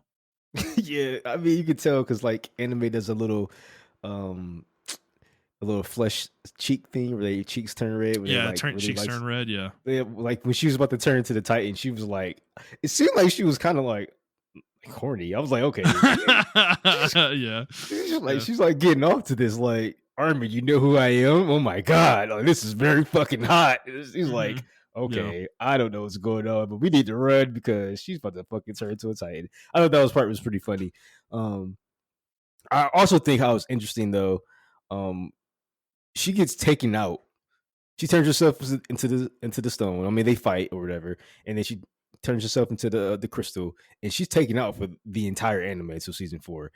And I realized why, because she's fucking overpowered. I think she's one of the most. She would have been too strong. Yeah, she was too strong. That's why I love this arc, because they introduce a villain in her that is stronger than both Berthold and Reiner. Like, she's a better fighter than either of them. And Eren even makes that comment later on when he's fighting Reiner. He's like, "This is so easy compared to fighting Annie." Like, and I think that is the point. Like, I think you're totally right. I think they took her out on purpose for that reason, because she would have been too difficult of an antagonist for them to deal with Yeah, ultimately. it Um, would have been a ass pull to beat her, to be honest with you. well, her with Reiner and Berthold, all three of them fighting all three Yeah. of them at the same time would have been impossible for them to Yep. do. There would have been no way they could have handled that. So yeah, I think it was almost necessary to the story. I think the other thing I want to call out in this arc, though, the whole thing in the forest, everything that happens in the forest, I love the way she kills Levi's squad. It is such a fucking brutal scene, where Aaron's like, he makes the same mistake twice, where he Yep. believes in the squad two different times, where he should have just fucking transformed, and believed in himself. And I love the way Levi talks to him and is like, dude, I don't know the answer, Aaron. Like, you have to make the choice, and I don't know what the right choice is. I can't tell you. You just have to decide. And Aaron makes the wrong choice two different times, and then he makes the wrong choice the third time to transform and try to 1v1 her by himself later on. And I love the way the anime frames all of this, though, where like he makes that choice, and again, the music is coming up again, and they're fighting her, they're beating her, like the Levi squad is actually winning, and then one of them makes a key mistake, and she just takes them all out, no issue whatsoever. Yep. And I love that framing of it. And then Aaron turns around and decides to transform, which is another mistake. Shouldn't have done that at that point. He should have tried to get away, get to some more comrades, and then fight her. Yep. But he makes that mistake again out of pure rage. I love their fight, though, in Titan form. I think it's that fight in the forest is one of the coolest fights, because Annie at that point, you can tell, like, rewatching it, if you really watch the Titan, like, she is super hesitant. Like, she's not Yeah. decisive until the very end, where she takes his head off. She's mostly just running away from him, trying to dodge and not actually fighting back, really. Yeah. Yep. It's very clear she's like super hesitant to even take. Like, obviously, Aaron's going crazy here. His Titan's like roaring and screaming and going crazy, and shit. And he just looks terrifying. Like, you can tell that she's actually scared of him, I think, at a certain point. Yeah. Because it's just pure rage that's just so crazy. And I think she does actually fear for her life a little bit here. I just love all that, though. I love that whole sequence, and I love when Levi comes into the picture and he flies by all of his whole squad dead, and it just lingers on the shots of their corpses, and his eyes are just like completely dark. I Yep. just love that framing of him. Just that you can tell his pure rage with him too, but he's way more in control of himself than Aaron is. Yeah, he's way more stoic.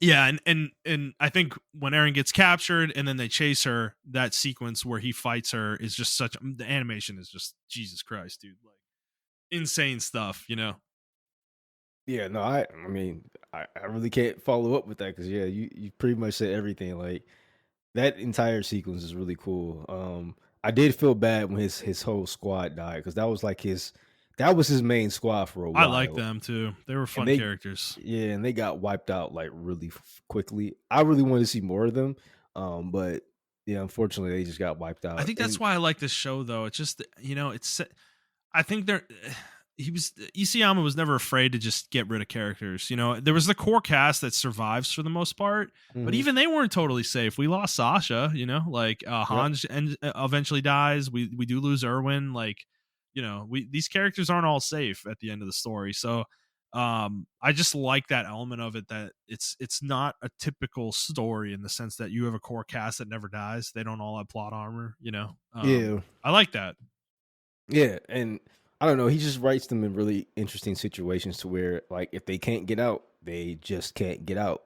Or even if they did get out, somebody may come up and shoot them in the chest. uh, Yeah, right.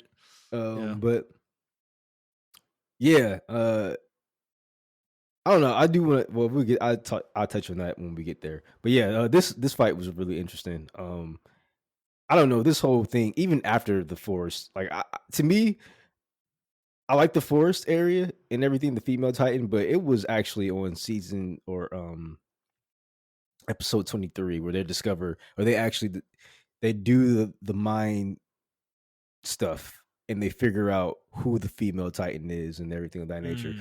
I actually like how it was established all the way in like episode like 15 or something like that or 16 where our plan is we're not giving information to everybody because we know something's not right within We our know there's ranks. somebody. We know there's shifters in their midst. When the Yeah, second they learn about Aaron's transformation, this is what I love about Erwin, is how far ahead he's thinking with this yeah, stuff. exactly. Is the full extent of his plan isn't even really revealed until after season 2, dude, Yep. because you have to remember, like, during this during the Stohas part of the season, Aaron's squad is not present. They're off site they're just in a facility, just sitting there with no equipment, um Hmm. like they're just chilling. So the only people that are there are Armin, Mikasa, and Aaron himself. They're the only. Oh, and John was there too, actually. But they were the only ones they thought they could trust. The rest of them they weren't sure about, so they put them somewhere else. Um, I just love how I love that. Like, I don't know. Erwin's such a fucking cool character. Like, we'll get into him, I guess, in a bit. But just one more thing on the fight though with the female Titan. I do always find this funny that Levi is such a specific character in the story. He is so overpowered in terms of how strong he is in combat, that like he legitimately had to injure the character. Like, Isayama had to injure him in this moment so that season 2 could actually happen realistically. Because Yeah, Levi would have just won all the fights, dude. Like, that they got into. Like, he would have just won all the fights, bro. Like, it's just the way he is as a character. It's just funny that there's certain periods where they write him out of. He almost writes him out of the story with injuries because he has to. He kind of wrote himself into a corner by making him too strong.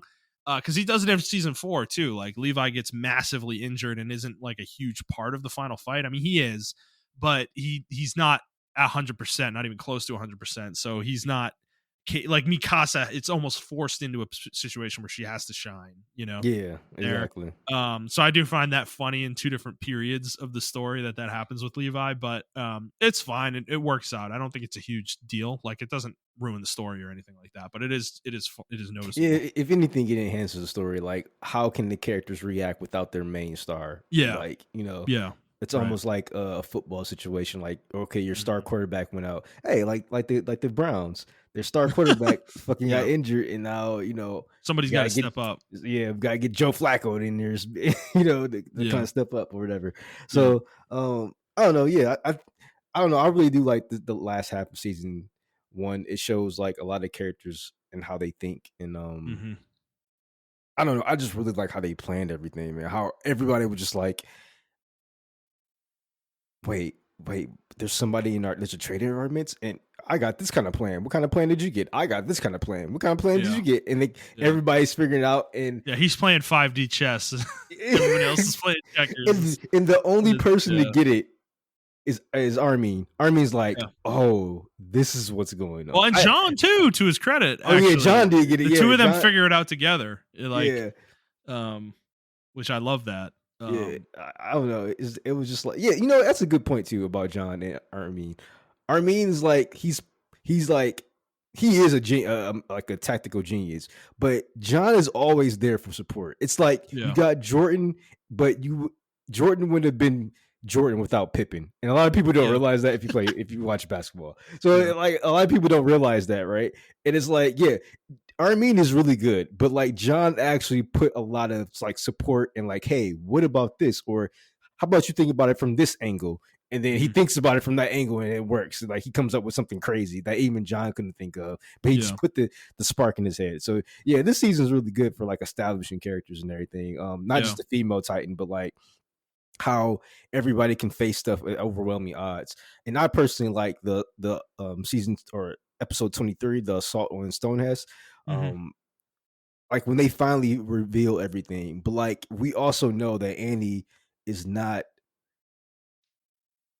like, she's going through a lot of shit mentally. Like, you can tell You can when see before it she, in the way yeah, she fights and stuff. Yeah, for yeah, sure. like when she's mentally about to Well, they do transform. they key on her more than Aaron during that fight. Yeah. Like in both fights, they do it where they're keying on her almost facial expressions and the way her eyes are in the Titan form. Like, they don't. Yeah, And there are periods in the Stoas fight specifically where they actually show Annie like having flashbacks and stuff. Aaron is not shown in that entire fight, dude. Like, he doesn't say anything. He doesn't have a monologue. We don't see him in the Titan after he transforms, really. Like, he's almost portrayed as this like beast, this like yeah, out of control beast. And she's the one that's like put on the back foot and is kind of the one who's more human. interestingly enough, like I like the way that they portray that. Yeah, exactly. And um to the point where she puts herself in stone, and then even while she's or in crystal, even while she's in crystal, she's like crying. Yeah. Like it's because I don't know if she felt like I lost my comrades. I don't even think it was Well, that. I no, just she think, wanted to get back to her dad, and yeah, she yeah, knows that that is probably not going to happen now. yeah, I think that's where the tears are coming from.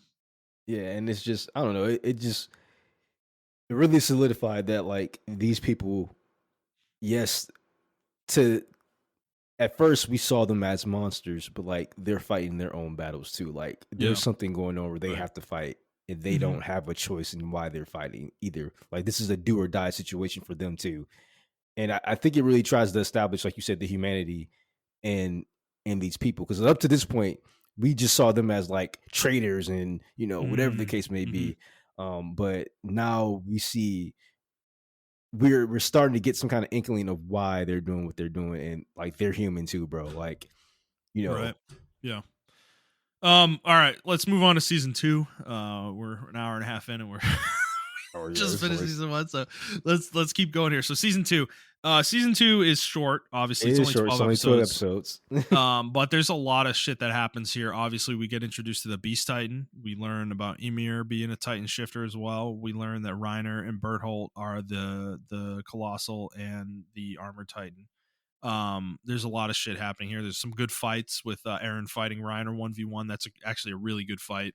That's really fun to watch. Where Eren, and this is where the shonen part happens a little bit with the Yeah, show, where Aaron's kind of learning how to fight in Titan form and actually control himself and stuff. And he does a great job in that fight. Like he wins. Like he was gonna beat Reiner, dude. oh yeah, yeah, 100%. 100%. And then Berototo comes in with the fucking save at the end.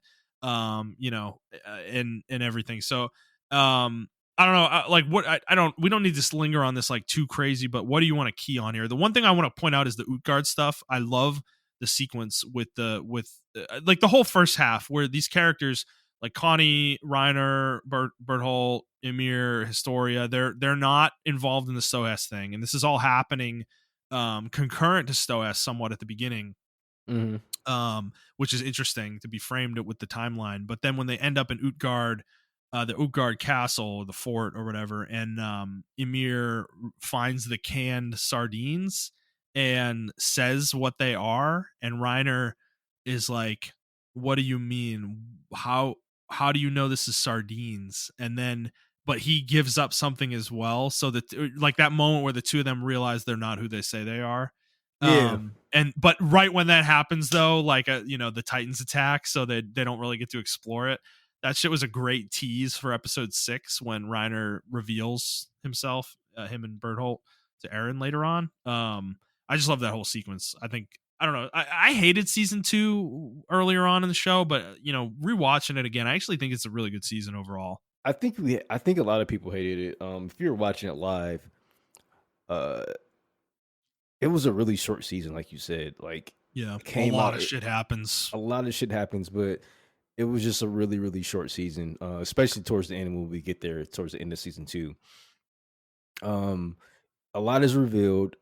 Like you said, this is one of my favorite parts seasons as well, as far as like the horror of what these people are facing. I mean, we know what they're facing, right? We know um everything, but like I don't know, like you said, when they're in the castle and they're holed up, and then like those scouts, the scout leaders or the veterans, they got eaten. To me, like Hmm. I said, those screams still like haunt me because I'm just like they That's pretty were, fucked up. yeah, they were like, Well, the dude with the drink, like she had just Hanabi had just saved him, and he's in the fort. He could have run, like he could have got away if he actually tried to. yep. But he just sat there and let himself get eaten. I was like, "Fuck, dude! Like how much had they given up at that point? Like they had already resigned themselves to death. And it's like they couldn't even have an honorable death. It was just like it was a terrible, like bone chilling death. And I don't know. That was stuck out to me. Yeah, and like her. revealing like the sardine thing, and they kind of both like revealed each other. And like, how did you know it said that? And it's like, how did you know it said that? And it's like, okay, we gotta figure this situation out, and then we can talk about this or whatever. Yeah. Um, I do, however, love the scene on top of the wall where they reveal themselves to Aaron, and Aaron's just like, Yeah. what are you I guys hated talking it about? when I first watched it, and in retrospect, I actually think it's really genius now. Like Yeah. how like nonchalant the whole thing is. This is not the Yes. way these things happen in anime, bro. Like they're supposed to be like this bombastic half an episode monologue about how could you do this? How could you, And it's like, no, dude, they're just like, hey, bro, I'm the armor titan. He's a colossal. Because Come with us and all this will be fine, I think it's realistic, because if you're in that situation, right, and you're like, I did all this shit, and like I seen a lot of people die, and I come to care about a lot of these people, and I just don't want it to happen again. So I'm just gonna give up. I'm just gonna, like, I think any realistic person would do that in that situation. Like, I cannot deal with this anymore. Like, this is Yeah. way too much. I mean, you Right. see it all the time in real life. Well, where Reiner people, nearly died earlier, like yeah, in the Citadel, and like he saw his life flash before his eyes. I think that broke him. yeah, and I think you see this all the time. Like, if you read books of like espionage and stuff like that, people, when they do all these tell-all books or they reveal like really good secrets or whatever the case may be, like they just can't mentally deal with it anymore, and they just like, here it is, I'm just laying it out. It's not any dramatic bombastic music, it's just like, here it is, and I'm going to suffer the consequences or whatever. I just can't personally deal with this anymore. And I think both of them were at that point where they just like, not only did Reiner come face to face with death, but I think he just couldn't deal with, like, he's starting to care about these people. He knew this was a mission, and he's like, all right, I can't see any more of these people that I obviously start to care about now. I can't see them die anymore. Aaron, just come with us and everything will be okay. And then on the flip side of that, Aaron's like, y'all fucking with me. Okay, whatever, bro. Like, and he was just gonna let it go, dude. Yeah. That's crazy. He's like, y'all fucking with me. I think Aaron, honestly, I don't even think it was like he really didn't want to believe it, man. Yes, like he was the only one in the flashback who was like, "There's no way it's these two. There's no way it's these two." Like, because him and Reiner actually had a really strong bond, Yeah, and he was just like, "Whatever, you're talking crazy." And everybody else on the wall was like, "We gotta kill them." Well, you see Mikasa is like pulling the sword out almost. Even Sasha like gets a hint of it because her hearing is like crazy good or whatever. And then Hanj like kind of gets a whiff of it too. And you see everybody just stop and they're just kind of listening, and then it all happens. But I do want to point out one thing is I think some people probably feel like this moment made no sense for them to do this, but actually when you think about it from their perspective, it makes more sense than almost any other time they could have possibly hoped for. Levi's not there, Erwin's not there. Like, they just survived a near-death experience. I think this is actually the most logical time for them to have tried. They're in the middle of nowhere on top of the wall with a handful of scouts, dude. Like, if they were going to do this, this actually is the moment to try and do this. To try to talk to him, and if it fails, try to capture him forcibly. Like it makes a lot of sense actually when you think about it from their perspective. So. I don't know. I think it's a great scene. That episode is fucking awesome. There's so much symbolism in it with the fucking red flags and then the flag snapping right as he starts talking, or like right as Reiner starts revealing himself to Aaron. I fucking love that all that shit. The music, we haven't talked about the music yet, but dude, the music in this episode is unbelievable with like the UC Big Girl playing as he's revealing himself, and the way that song progresses so perfectly into the fucking transformation, dude, at the end of the episode. Man, it is crazy good. Like, it's unbelievable. It's not, like I said, like we said with Baldur's Gate earlier, it's rare that you get a 10 out of 10, bro. And it's just everything's clicking and firing at all cylinders in the anime or something. Yeah. And yeah, man, I don't know. This episode, on the second rewatch of this episode, I was just like, I hated it too. I'm not gonna lie. But yeah, on the second rewatch, I was like, man, I get it. Like, they just with this traumatic experience. They were fed up, man. Yeah, Reiner was fed up. He was done. He was broken mentally. I mean, we see it later after he captures Eren and they're on the in the treetops talking with Ymir and everything. Like, dude, he's so broken. Like, he keeps flitting back and forth between soldier and warrior in the middle of talking to them. Like, dude, and he's already betrayed them. Like, and he's It's, still flipping back and forth in his psyche. Like, it's just so funny how your mirror just pointed out, like, yo, he lost it. He's done. He's no, checked I know. out. And Aaron's sitting there like, "Are you fucking kidding me, dude? You're not fucking serious right now." Like, Aaron's losing his fucking mind, and Emir's like, "He's a psych. This dude's a psycho. Like, his brain is fucked up. Like, so no, And Berto just cannot. He can't process it. He thinks like I he don't know keeps what. trying to remind Reiner, with the Yeah, warrior, calling him a warrior and everything over and over. I feel so bad for Berthold, dude. Like, he was barely keeping it together himself, probably. yeah, And yeah, he's the one, though, probably realistically, he's the one probably trying to keep the mission going behind the scenes, because Reiner is just like not mentally there, sometimes. And I don't know, but it is interesting though how subservient to Reiner he is, though, because he generally doesn't make decisions on his own up to a certain point. And there's actually a point that Reiner points out to him later on. But I don't know, like, cuz the reveal on the wall, he literally is sitting there. Reiner is saying all this shit, and he's like, "Reiner, are we really doing this? Like, right now? We're doing it right now, bro?" Like, he's waiting for him to give him a command, basically. It's like, so their dynamic is interesting too. But the scene on the trees, though, is there anything you want to talk about there? Because there's a lot of information here that I think they give you that, again, you don't have full context for, that we don't fully understand.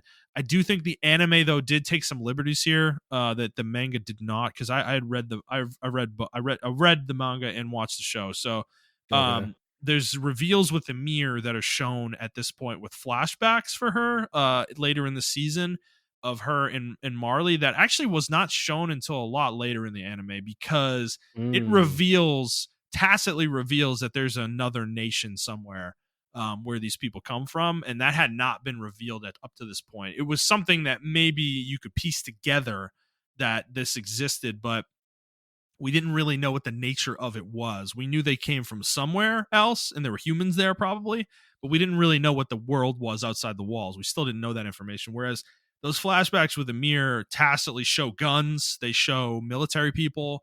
yep. Like, it's completely different from the way the walls look. So this is not shit that happened in the walls, and it's pretty clear, I think. So that's an interesting liberty that the anime took. I think they reveal that information a lot earlier than they should, than I guess the manga did, which I don't know if that was intentional, or Isayama greenlit that. Who knows? I don't really, we don't know that, but Well, it gave a new for me. I thought the longest reason why pure titans were just eating people was because they eventually hope that they'll get a random person that has one of the nine titans in them. They can turn regular again. yeah. Now that I found out that's not true, they just eat people because they're that way, I guess. I still not really explain why the pure titans just exclusively go after humans. I Well, thought they are trying to eat the shifters. They just can't differentiate shifters from non-shifters, so they just okay, eat any human they find, okay, basically. that's what I thought And for the they longest. perceive humans as those bright lights. You remember when we see when Rod is a Titan, he sees humans as like little light sources, and Yeah, that's how they chase them, basically. okay. Uh, so yeah, yeah, a lot is like you said, a lot is revealed, and that was revealed where she ate their friend. Because it was four of them on the mission for Reiner and Boto and Marcel and yeah, Annie. Marcel and Annie. She eat Marcel, or she eats Marcel, and then she turns normal again or whatever. But I just thought it was interesting. She said she was roaming around for like what, almost a couple 60 years. 60 years. She's like conscious for this, which is crazy to think about how horrifying that is. That's what I'm saying. That's crazy. Like you watching people. Well, I guess all you're seeing is light, so you You don't don't know even what know you're you're eating. eating humans, yeah, Yeah, probably.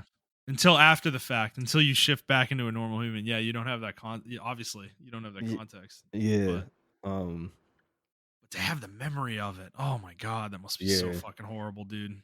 Yeah, when they showed her, and then she's just sleeping, and then she eventually just falls asleep in the ground, and the ground grows over her, and Yeah. then like she emerges from the ground. I don't know. Yeah, that threw me off for a loop. I was just like, I remember when I first watched it, I was just like, wait, what the fuck is going, what the fuck Yeah. is going on here? Yeah. You know, uh, and it added more layers and more layers onto it as well. But Yeah. besides that, I mean, I Well, honestly so didn't like her.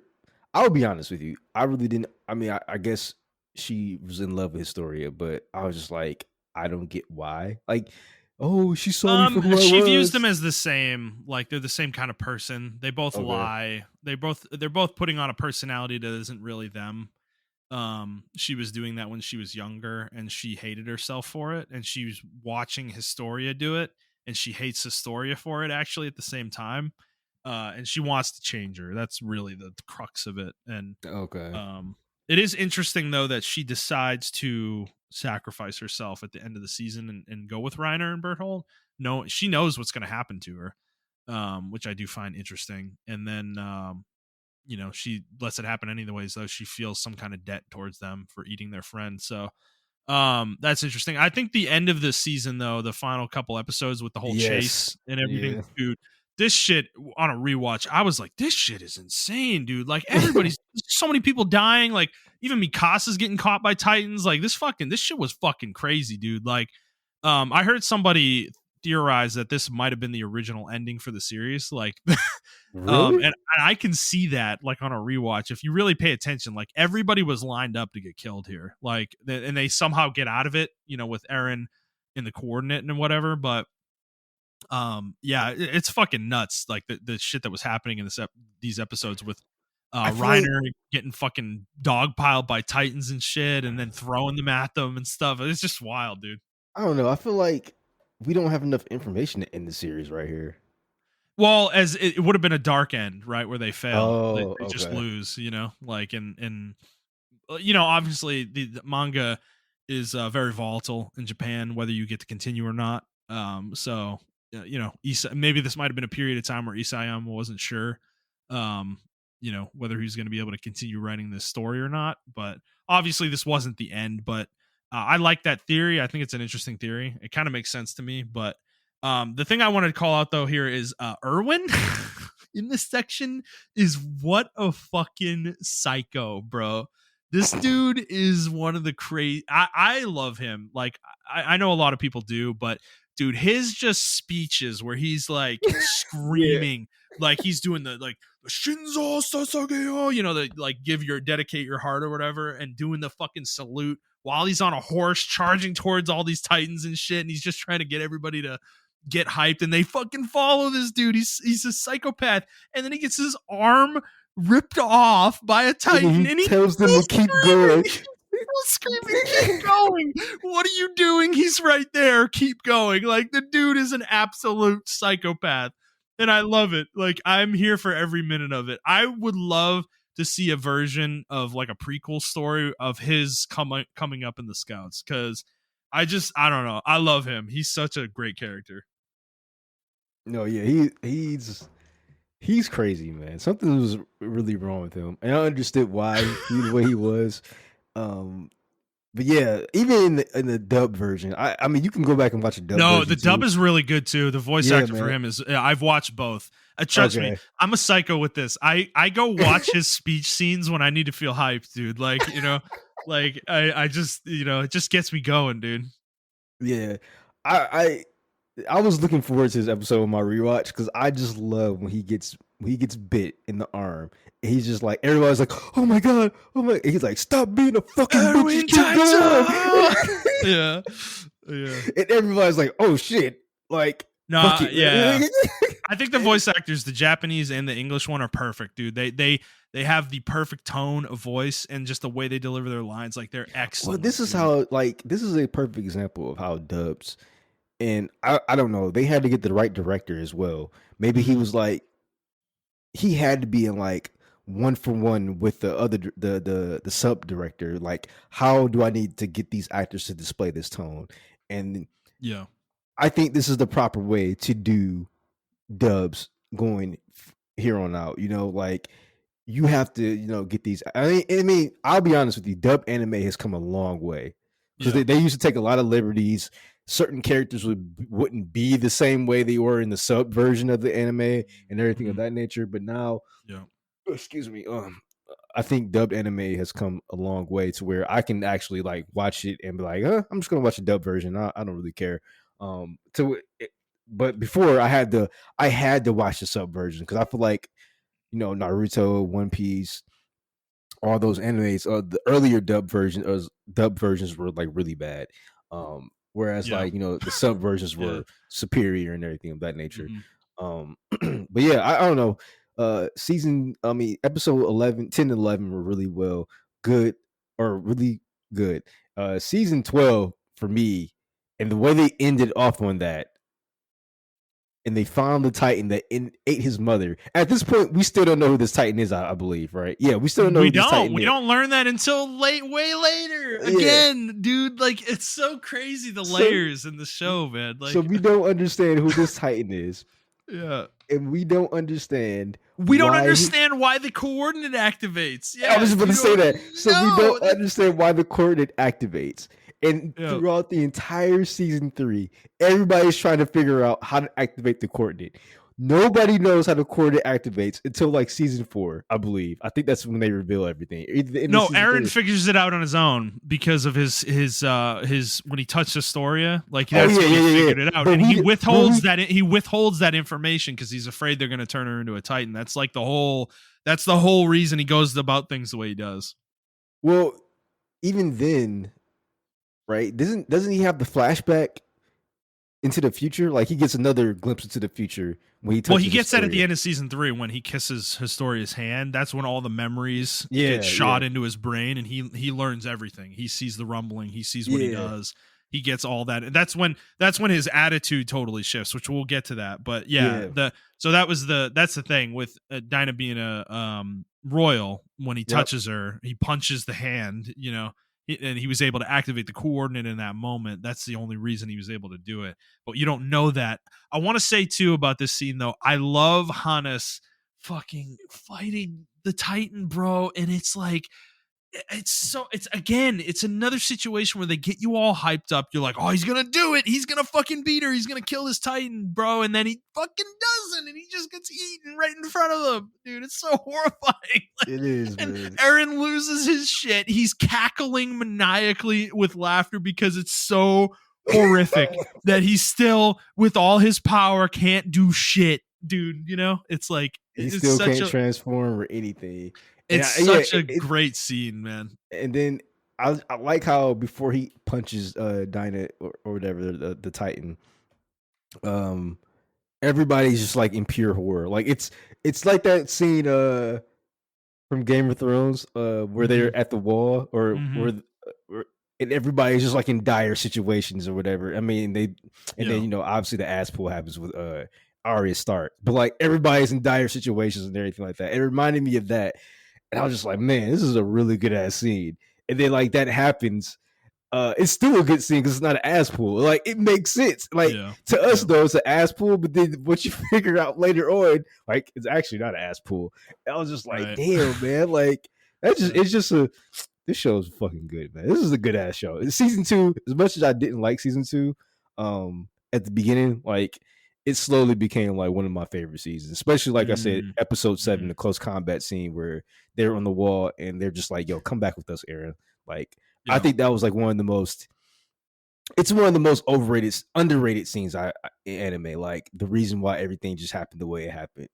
A lot of Mm-hmm. people don't. A lot of people take it for granted, in my opinion. If you just rewatch that, like I want everybody, if y'all listen to this, just rewatch the episode. Watch episode. All you don't even have to watch everything else. Just watch season 1 or season 2, episode 1, all the way up to episode 7, and you will understand why, with every context you have, why that episode is just so great. I don't Mm-hmm. know. I just in my opinion, that was the best episode of season 2 is season Yeah. 7.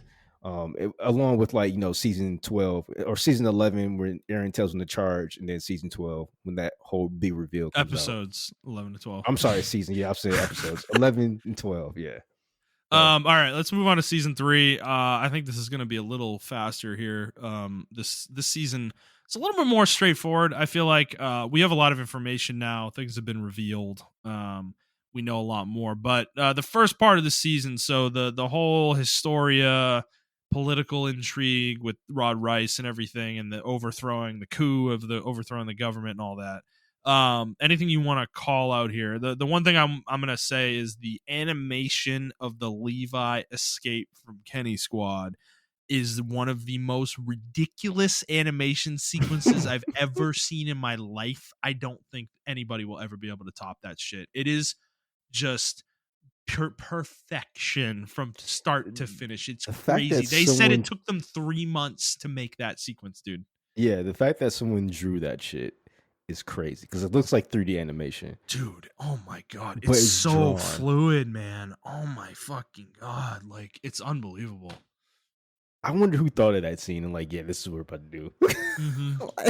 like, this is it. Like, Well, just yeah, to go that hard on it, like how much of their budget did they spend on that 1 2 minute sequence? You know, like it's crazy, dude. It's fucking nuts. I don't know. I like if like I don't think anybody watches this and doesn't realize how insane it is.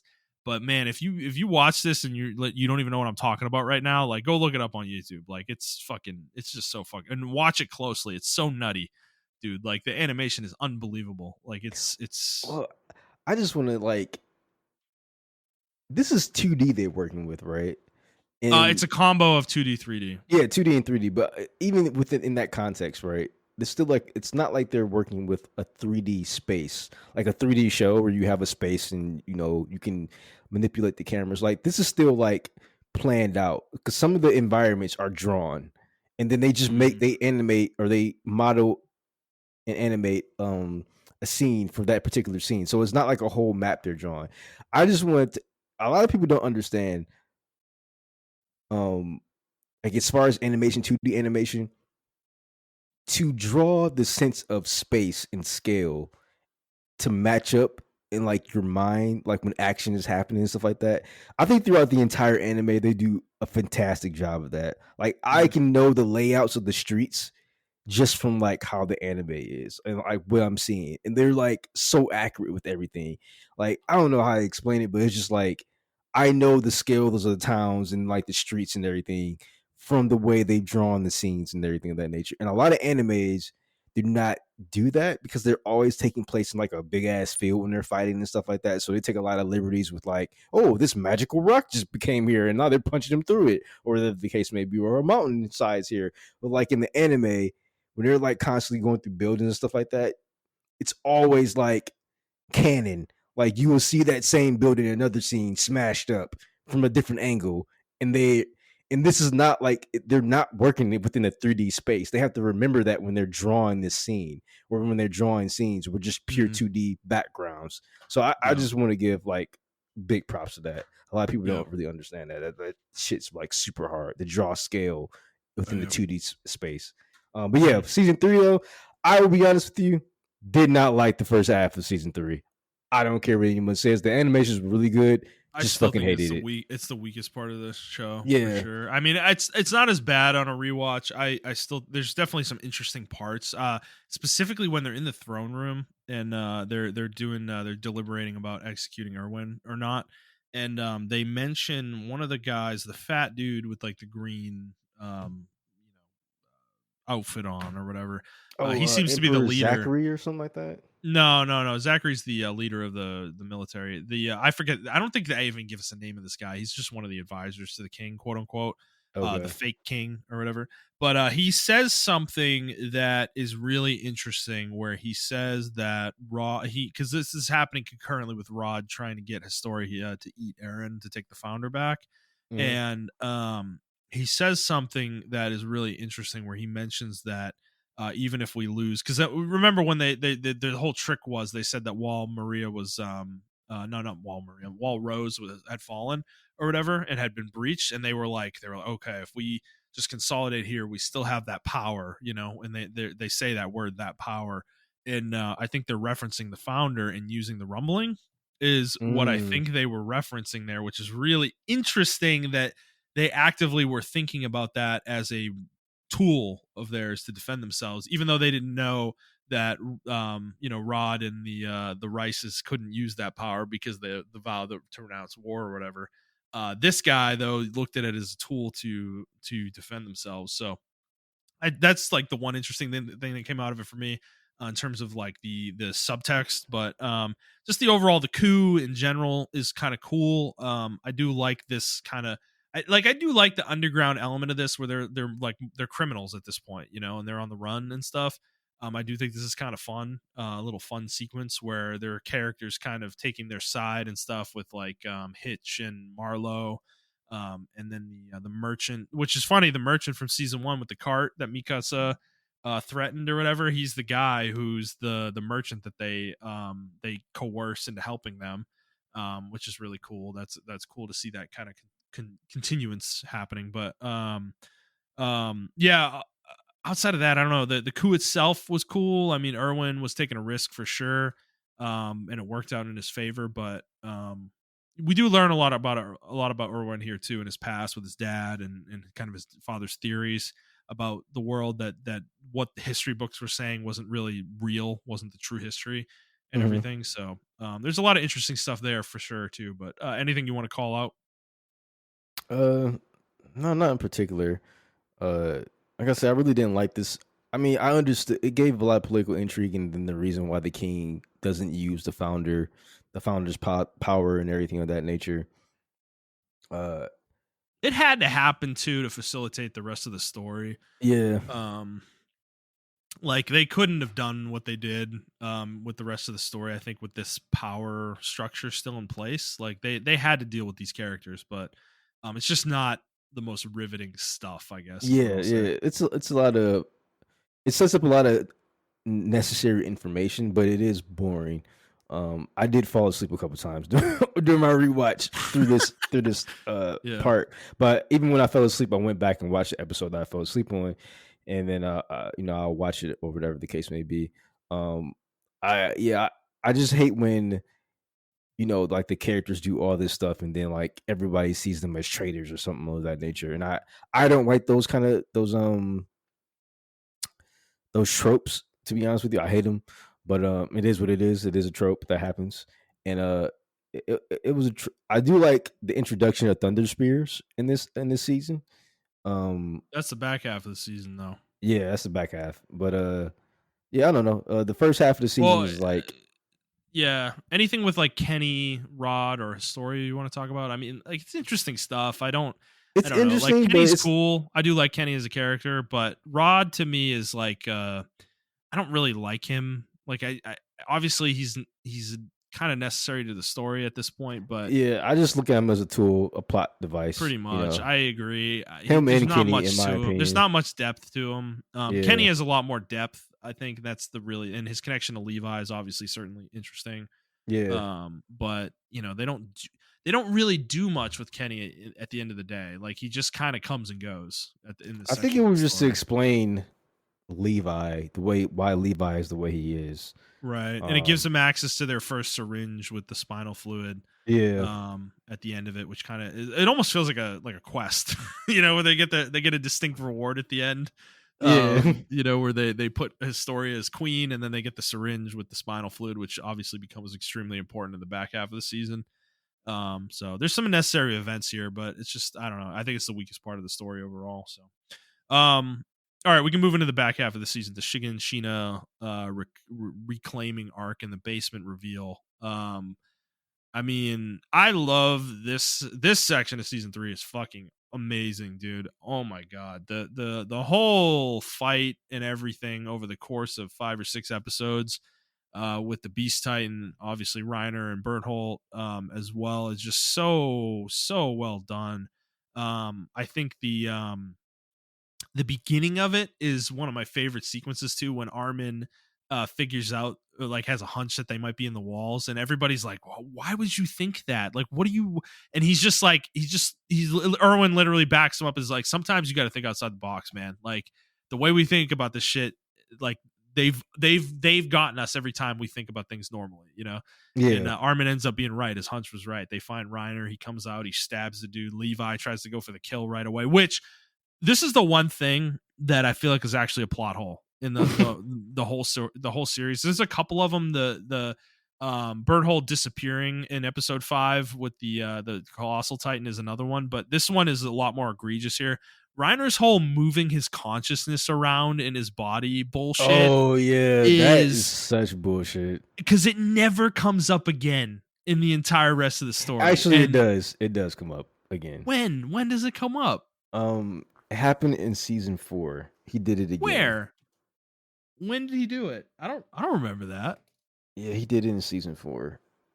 Man, if you can He, find that, for me, I would appreciate that. Because, yeah, dude, it's I two feel like fights. this was, I think it's 2 fights in particular. I think it's one fight where, in season 4, where they're at the wall, the Beast Titan's at the wall, he's about to do the screamer, and Aaron's fighting, trying to get to him or whatever. yeah, I yeah. think there's one scene where Aaron almost took him out, and then he moved his consciousness at the last minute, and because he did the spike thing that he can do with Yeah. the Warhammer Titan, and he pierced it, I think, and then I think Reiner I don't moved know. his I don't consciousness. remember that. I think Reiner moved his consciousness during that If he time. did it, they didn't say anything about it, tacit, like open, like, because I don't know. This whole thing has always been my like. No, That's the one thing. They definitely did. He definitely did it again. I Just can't remember when. he just made this ability up, and I think he had to do something to give Reiner a chance, because I think Levi, like, going for the kill there, like, I mean, it's like Reiner's not beating Levi in a fight, like, no way. So I don't know. I think he had to give Reiner something to have any shot here, because otherwise Reiner just would have died, dude. Like, he gets Yeah. obliterated in this fight, like, he gets taken out really early. Aaron kicks the shit out of him. He gets destroyed with all the thunder spears. Without that ability to move his consciousness around, he just would have been dead. So it feels like it's the one ass pull in the entire series to me, but it needed to happen to keep Reiner around. So I mean, I guess it is what it is, but that's fine. What do you think about the Beast Titan though in this situation? Zeke, this is kind of our first real extended combat with him. He's brutal. He just doesn't give a fuck. He's kind of a pussy though. Yeah, he just sits back and throws rocks at them, man. Like, yeah, but he's brutal. Like, it's funny how the role switched in later in the season or whatever, or later in the show. How I was just looking at him like it's this maniacal fucking brutal person who's like doing all this shit or whatever, and then like later in the season that's obviously the other person.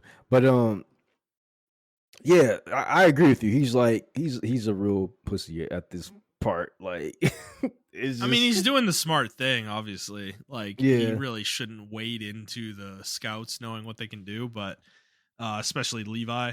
But I don't know. I don't.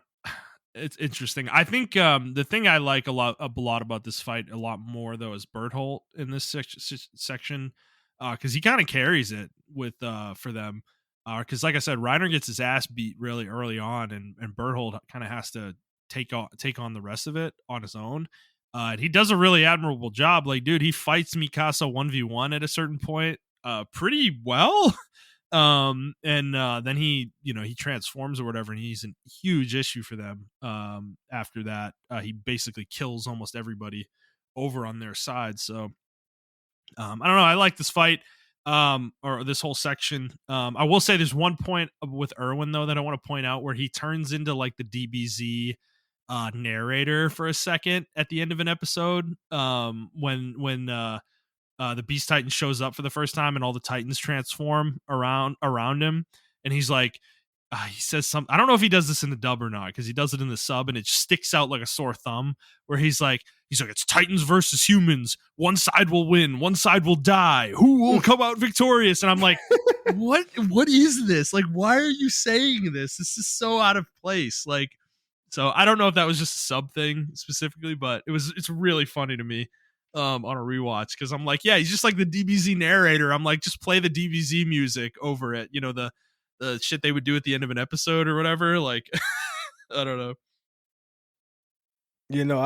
I don't recall seeing that or hearing that in the dubbed. I'm not sure. Damn, I wish you would did this like 2 weeks ago, because I know. Everything. I know. It's been a week or two since I finished, so but yeah, no, that shit was funny to me. I don't know. And then Berthold's whole death and the Levi choice between Erwin and Armin, obviously very interesting stuff. I will say I love that scene with Mikasa and Aaron just crying uncontrollably when Levi makes the decision and tells them like I'm picking Erwin, and it's really sweet how much they actually love Armin as a friend, you know. Yeah, yeah, It like I because Mikasa and Armin are interesting. I love their dynamic because she's so warm to him so many times in the show. Like it is a like that's a piece of it that I do love, that like their dynamic, that they really are friends. Like they love each other, you know. And I love that they show that so many different times in the show. yeah. No, like I agree. Like I think their dynamic is really cool. That whole sequence though, I'm glad it was a whole episode. To be honest with you, it really shows the weight Hmm. of that in a full retrospective like rewatch. Now, when watching this live, like when it was coming out week to week, it's because I don't know. I guess like as anime fans, especially when I was like younger around this time, because this was like in 2019 when this shit first aired. Um, it is hard to watch it because you're like younger, a little bit younger, and you're more impatient, and you just want action, action, action. Especially up to that point, it's been nothing but fucking action, and then you get this Yeah, slow episode. But it was needed though. It was needed because that was a very dramatic decision to make. I mean, obviously they chose Ermin in the end. Um, I think it was a good choice though. I mean, because he was obviously the predecessor or the yeah, is it predecessor? No, not predecessor. Successor. yeah, Successor to yeah, Irvin is the way he thinks and everything. And he can I think, in my opinion, Armin thinks more logically and more safer than Irvin. Like he yeah. would have had more way better, routes to take Well, than he's Irvin. trying to save lives. Erwin's a little bit more.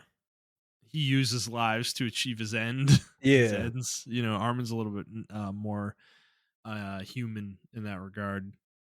Yeah, and obviously we even see that where he's throwing rock or the Beast Titan is throwing rocks at everybody. And he's like, I gotta sacrifice myself too, so I'm going to this shit with you guys so that we can give Levi the chance that he needs. Oh my god. Yeah, and another great speech from him with Yeah, they're charging and he's like rage my soldiers, scream, fight, and it's all this dude, it's fucking but that's awesome. one scene too where I think you have this glorious death of battle and everything, or the glory of the death of battle, and we see them just get absolutely obliterated, and it's not Right. it's Where not literally glory. one guy survives. Yeah, it's not glorious. And oh, by the way, fuck that guy, Flock.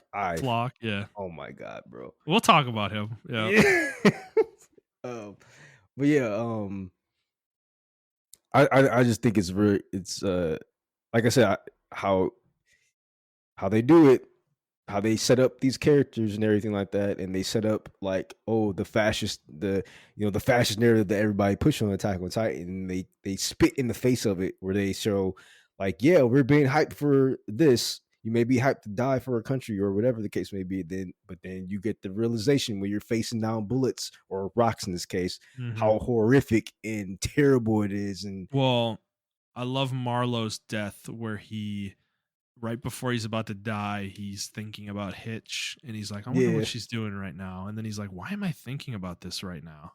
And then he gets hit with the rock. And it's so sad because, yeah, man. like, man, Hitch, like, clearly had a thing for him. And he's just such a fucking idiot. Like, he didn't see that, bro. Everybody was And telling it too. everybody around him is like, dude, she's clearly got a thing for you, bro. And he's like, what do you mean? Like, and he never gets it. And it's so sad because I thought the two of them were cute, but it's like it is what it is. The show is not a happy show. Yeah, it's not, unfortunately. So And we get to see Hitch later on in season 4 too, actually, which I thought was really cool, bringing her back into the story. So, yeah, but, yeah, and I think the basement reveal. So what for you? How did the basement reveal? I guess initially hit you, and how do you feel about it now after we rewatch? Because it's one of those things. It was hyped the whole series. And to do that is really risky for a storyteller. But I think in retrospect it worked really well. My initial when I initially read the basement reveal in the manga, because I skipped ahead, I was too into the show. But when I did that, I honestly hated it. I was like, that's it. That's it. This is it. It's just this their world out there that's like full, like advanced and shit, and they have guns and stuff, and it's like that's it. It's just a society out there that hates Eldians. Like, oh my god, man, I was so disappointed with it, honestly, to the point that I didn't care about Attack on Titan for a while after that. Wow, this is why we do a podcast with each other, because we are so much the same. I felt Yeah, the exact same way when they yeah, finally revealed what was going on. I was like, "This is it." Like, so there's a world. Why do they hate Eldians? And I don't even think it was revealed that Eldians are, they can turn into Titans or anything like that. Um, I thought it was like some kind of experiment, like just to keep the Eldians down or whatever the case may be, for whatever fucking reason. mhm. Um, Yeah, and it's not even revealed. I don't know. And my thing is this though, right? On the rewatch, how do you reveal that? I don't think anything would have satisfied us. Yeah, I agree. You know? Well, Um and I think on a rewatch, the reason I like it more now is the fact that Aaron felt the same way we did. He says that. He literally says that in I think it's the first movie of the two movies at the end, where yeah. they're going through the period of time where he's alone and he's not with anybody, and he's in Marley, and he's trying to like figure out how to like change the future that he saw, and he can't. He fails at it, and he says that in there he's like, I think the reason I ended up doing this is that I was disappointed that this is all there was, out Yeah. there. Like, I had all these dreams with Armin about, the snow and the lava and all that, and he's just like, this is it. There's just more people. It's just like people are everywhere, and there's just societies all over the place. Like, that's it. And it was like that disappointment is kind of like what ended up driving him not to care and to do the rumbling ultimately. And I love that that disappointment, our disappointment, was reflected in the main characters. I love that. Like, that's what brought me back into it. And I'm like, okay, then I guess this all it kind of makes sense then in the context of the story. Like, and obviously, like you said, how else are you going to reveal this?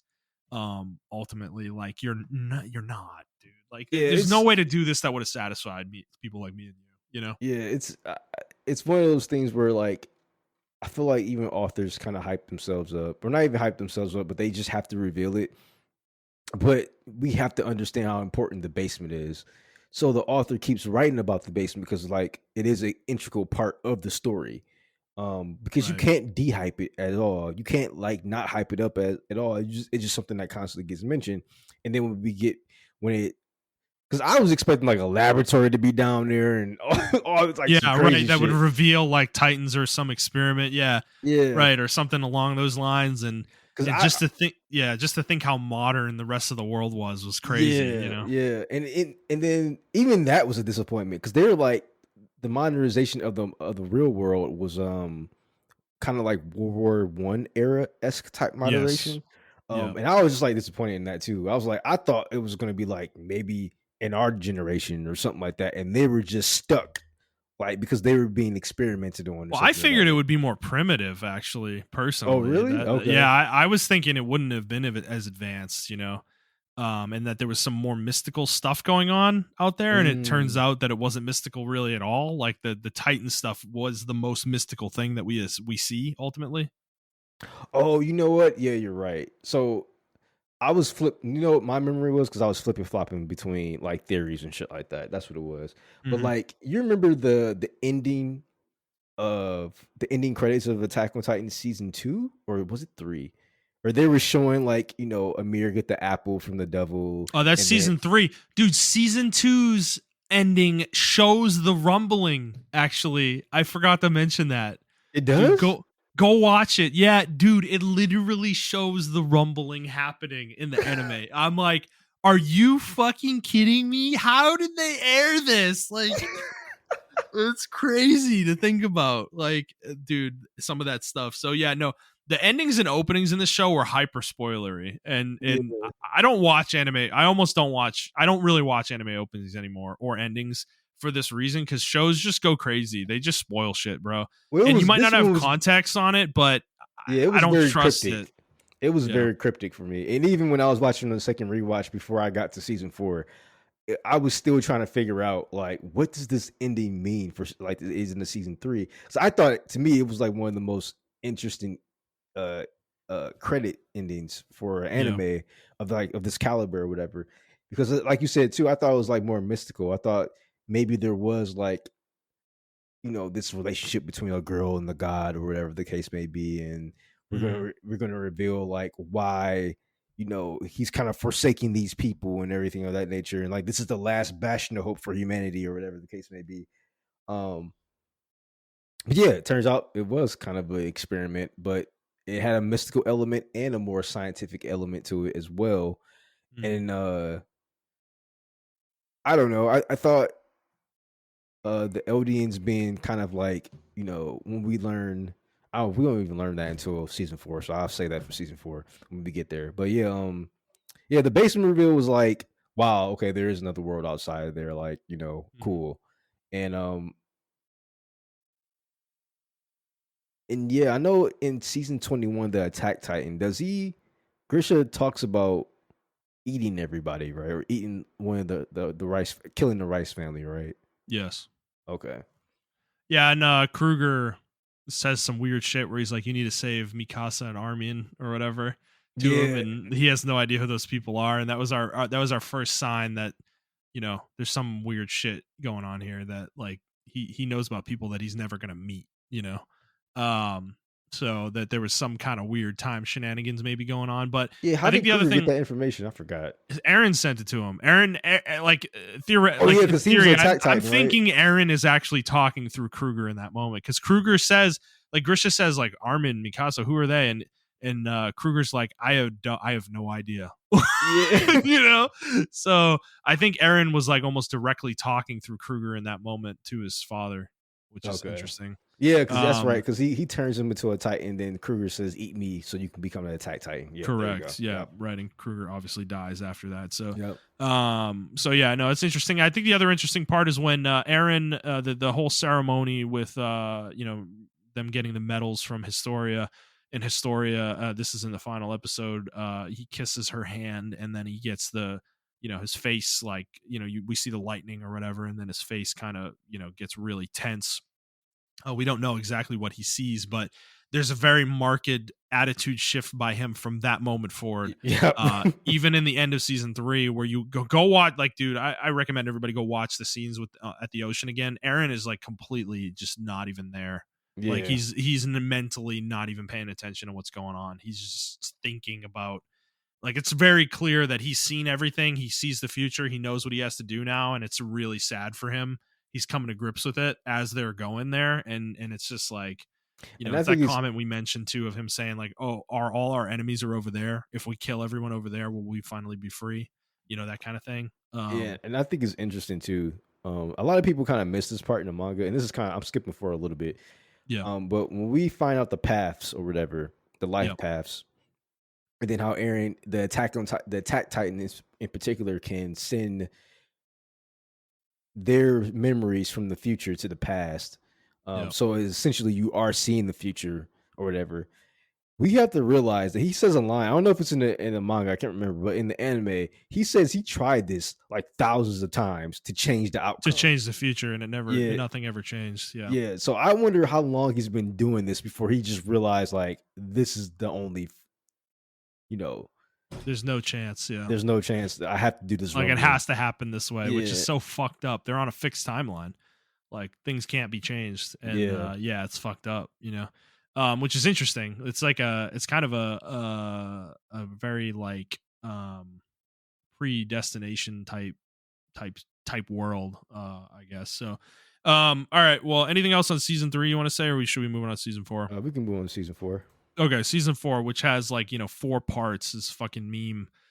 So let's start with the first part, which is the getting to know the Marley kids, and getting to see Reiner again, and the warriors and all that. and then obviously the attack on Liberio, and then the aftermath of that leading into the attack on Eren in the Tross district, I believe, or it might have been Shiganshina. I don't remember exactly which one it was, but all that. So for me, what about the first 5 episodes, which is mostly the Marley, getting to know the Marley kids and everything? We don't even really see anybody other than Aaron from our original cast during this point. How do you feel about that? Like, did you feel like that was a good choice to Um, set the stage for season 4? it was needed. I agree. It was Totally. needed. We have to get to know these characters, which I think that was the whole point, right? Like Isayama wanted us to understand that there's 2 sides to this conflict, and they both have motivations, right? Yes. So we had to. As much as I at the time didn't like it, I actually binged. And I hate I hated Gabby, dude. Oh my Oh god. my god, yeah. And you know what? Gabby became she's not one of my favorite characters, but I liked her towards the end. I was like, man, she got some bodies on her, man. Like, oh, she's dude. she's, Man, she's a fucking assassin, bro, I with the know. rifle, dog. Like, Jesus Christ. She got some bodies on her, man. I was just like, damn. But yeah, I think it's needed. It was needed, and I'm actually glad they did it. I binged the first half or the first quarter of the season to where all the way up to attack the Warhammer Titan, and then Sasha dies. I binged all of that, so I wasn't as upset when I did watch it as people who were watching it weekly. And I understand why people were getting upset weekly when they were watching it. I can understand it even on my second watch through, watching it and being in a weekly headspace. Why things? So that's also why. I mean, this is a whole separate conversation. That's also why I want to rewatch Game of Thrones again. I just need to rewatch it and see if I still hate it. But I think you will. But that's a different conversation. Let's not get into that. Right. Different retrospective. Yeah. But yeah, it was needed, and I understood why it was needed, and it set the tone for a lot of things. I actually come to love that cast. I didn't come to love them, but I come to respect them. That's a good word. Understand them, right? Yeah, understand. I think them. Peak too is like she's kind of a standout of that group that ends up being I around actually like her a lot. I do too. I think she was a really cool character. Yeah, I don't know. I thought just to learn all these characters and their motivations and why Marley, the Eldians and Marley, I thought was also an interesting thing. Not to get into like racial stuff or whatever, but there are people out there who are just like, well, if we please these people, then they'll see that we're not like the other people, and it's like, right, we're the good one, we're the good Eldians, we're the good ones, yeah. Oh my god, and that shit resonated with me so much. Jesus because like, Christ, like I said, not to bring race into it, but like, I mean, it's part of it though. It's part of the conversation, man. But like as a black person, I do hear that from a lot of other black people. Like, oh man, like, oh, you're the good black. I get that shit all the time. Actually, you're the good black one. You're the good blacks, or whatever the case. And it's like, what the fuck do you mean I'm the good blacks? Yeah, like, like, yeah, my situation may have been better than other black people, where they don't have to go through these type of situations or whatever. But I can't sit there and say I don't understand. Like, it's like the Eldians, right? Like, I can't sit there and say I can't say I didn't understand why they wanted to kill everybody. The Eldians or whatever. You sent Titans to their homes like 20 billion times. They couldn't leave the walls. Put them in a cage. Yeah. And then when they finally get out, of course they're going to lash out. And then you're on the outside and you're like, I don't understand why people hate us. Or I do understand why people hate us. And I hate them for them hating us. And it's like, well, maybe you shouldn't hate them. Maybe you should just understand.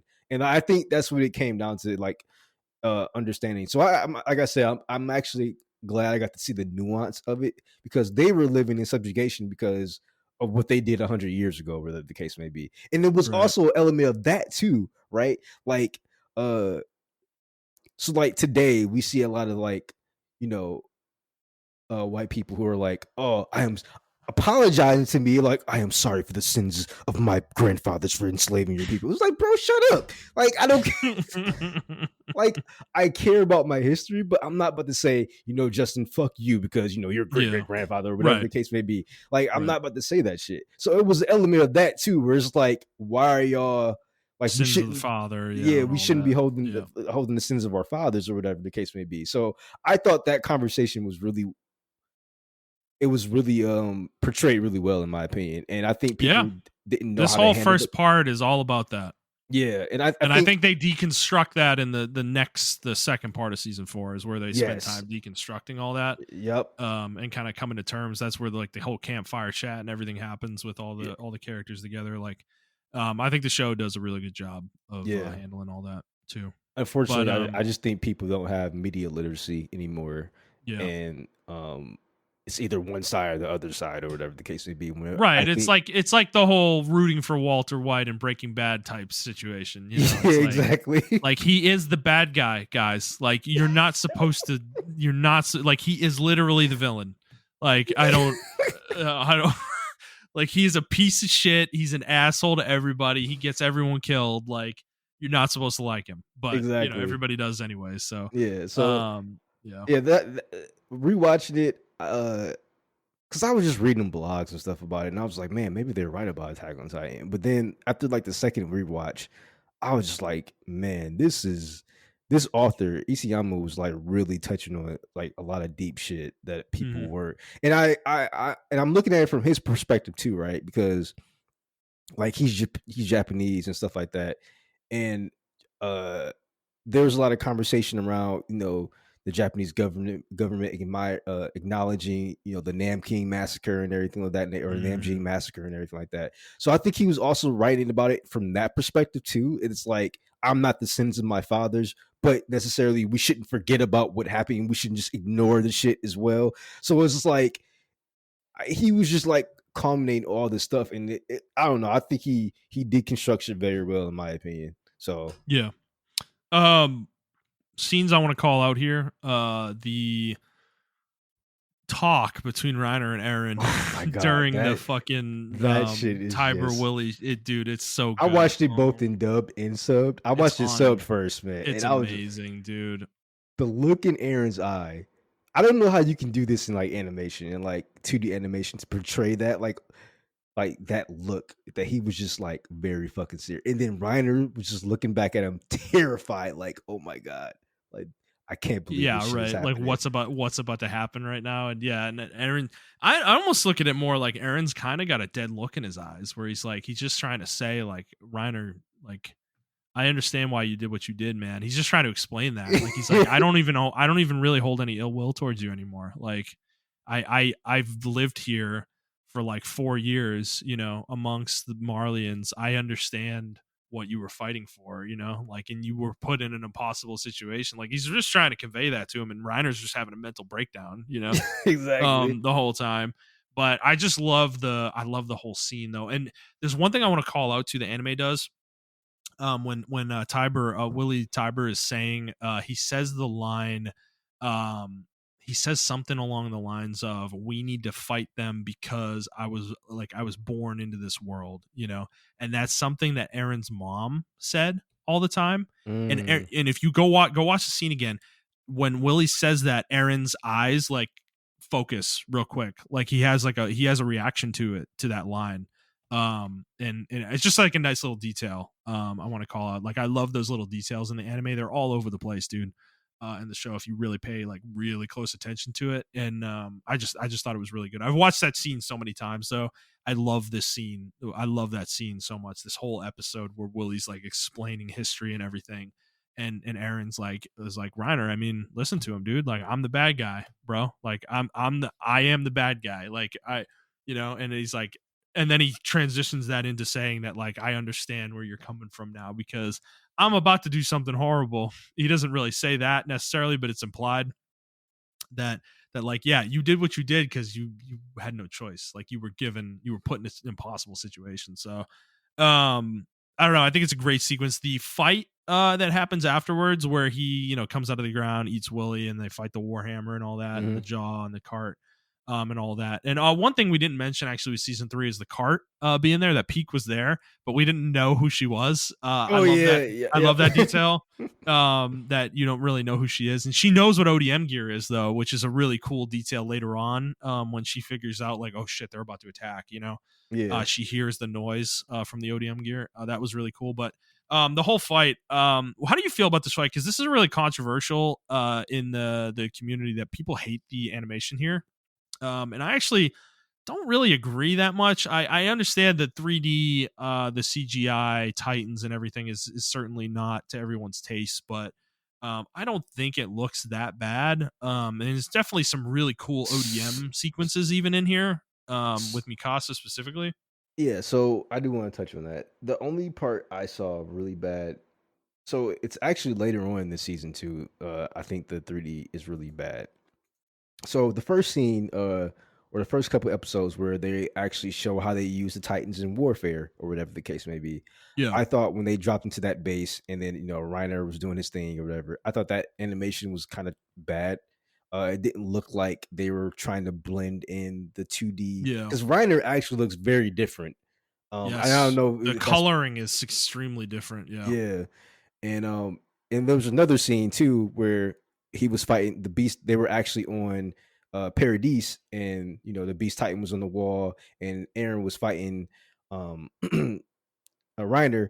That sequence looked very choppy as well to me. But those are the two standouts for me. I don't think the Warhammer Titan and Aaron, when they were fighting each other, I don't think that was a really bad sequence. I thought it was more like a planned thing. Like it was, I Yeah. don't know. It was very, that fight was really good to me. I didn't mind Yeah. I those like it a fights. lot. I enjoy it a Yeah. lot personally.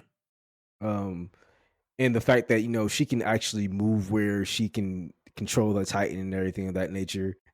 And I like when he picked her up and she was just like terrified inside the crystal. That Oh yeah, shit. and the music, dude, with the Yeah. fucking guitar riff going right when he's picking her out of the ground, and Magath is like looking on, and he's like, "Fuck!" Like he's like, "Oh fuck!" He figured it out. Shit, like, it's like, dude, it's such a great coin flip of where they were in season 1, where they're now the aggressor and they are just dominating the shit out of Marley in this whole Yeah. fight. It's amazing. I actually love the framing of it from that perspective, that they're kind of the ones who, they literally lose 6 people. Like they had 6 casualties in this fight and they fuck them up, dude. Yeah, Like they kill all their military leaders. They're just like, they fucking destroy their port and like their entire, like they do so much damage with almost minimal casualties, man. So the scouts were like super proficient, I guess, in this fight too. Is and really it cool. kind of But lived up to the stereotype of them being island devils or yeah. whatever the case would be, because they Oh came yeah. over there and they fucked them up. Like he's like, this is what we were afraid of the entire time. Yeah, well, Like dude, the scene of Galliard in his Titan screaming like, "I'm in a Titan. Why are you people running at me to kill me? Like, how are you not scared of me right now?" And he's like, "Is this what the Island Devils are or whatever?" It's such a great moment, and stuff. But no, I just love that whole. I do enjoy that whole fight. A lot of it was staged, obviously, with Zeke and stuff, but they still do a lot of damage there, though, nonetheless. And then the part after that with Sasha's death. Any thoughts there? yeah, I really like Sasha as a I character, was so man. sad, dude. Yeah, man. I don't think she deserved to die. I understood why they did it later on, why he chose her, because Gabby's essentially her. Um, but like a little bit more smarter. Um, but yeah, I hate that I had to be her, man. I love Sasha as a character. She was the comic relief character and a good comic relief character at that. But she was also really competent at the same time too. Exactly. Like, Yeah. dude, her, man, in the fight, man, where she's literally just got a rifle, bro. She's just got a rifle and she's just picking people off, man, like a fucking sniper, dude. Like she kills one of the guys on the cart too, and that sequence when Peak, it runs at her and then John comes up from behind and is like, "Hey, been a while," and fucking shoots the thunder spear right underneath her into the stomach. Like, oh my god, dude, it was so good. And everything, and then yeah, just to get out of there wherever it feels like everybody's clean. And then Sasha gets shot, and it's like it sucks. Like everybody's so sad. But what do you feel about Aaron's reaction when he learns about her death and her Yeah, because last didn't thing he she said? laugh? Yeah, Like he he's did. Yeah, and that was like I a whole turning point for things. um for me, I thought that's how he dealt with grief, but everybody misunderstood it. I agree He was with like, that. what was the I think last thing it's she said? twofold. She was like Yeah. meat, and he was like, wow, that's so Sasha. That's so Sasha, right? Yeah, Yeah, no, and because remember when Hannes got eaten by Dinah, he did the same thing. He's like cackling with laughter, yeah, because that is how he deals with grief. That's how he's traditionally dealt with it in the past. Um, so I think it was that, and then misinterpreting that, number one, and I think number two was though he knew she was gonna die, like he knew it, and that was him laughing at the idea, like I can't do anything, like yeah. I I couldn't have even, all, I can't stop this. Like, yeah, I I have have all all this this power. power. I'm going to fucking destroy 80% of the world. And like, I can't even save a fucking friend, that I Mhm. love. Cause like he did, like he cared about them a lot. I think he really did, genuinely.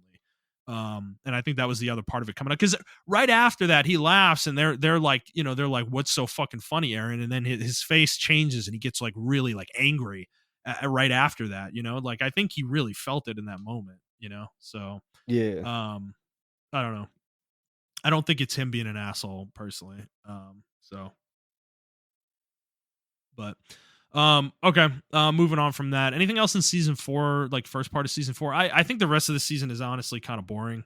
It's a lot of setup for the very back end of the story. There's the whole stuff with like Niccolo and the wine, learning about the wine, and then Aaron talking with Armin and Mikasa and telling Mikasa that she's, like he didn't that she's never had agency over her actions and all that, and like being an asshole to her and yeah, beating the shit out of Armin, all that stuff that happened, yeah. I don't know. I mean, I'm pretty. We skipped around a little bit, but yeah, I don't know. It was the middle part of season 4 was really weird.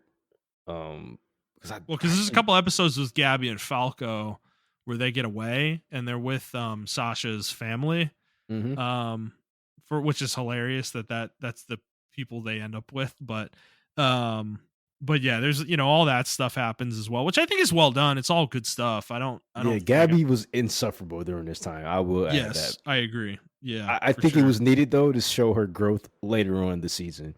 Yes, for But sure. um, yeah, she was insufferable, and then I like how it switches. Because what's her name? What's her name? Kaya, Kayla, yeah.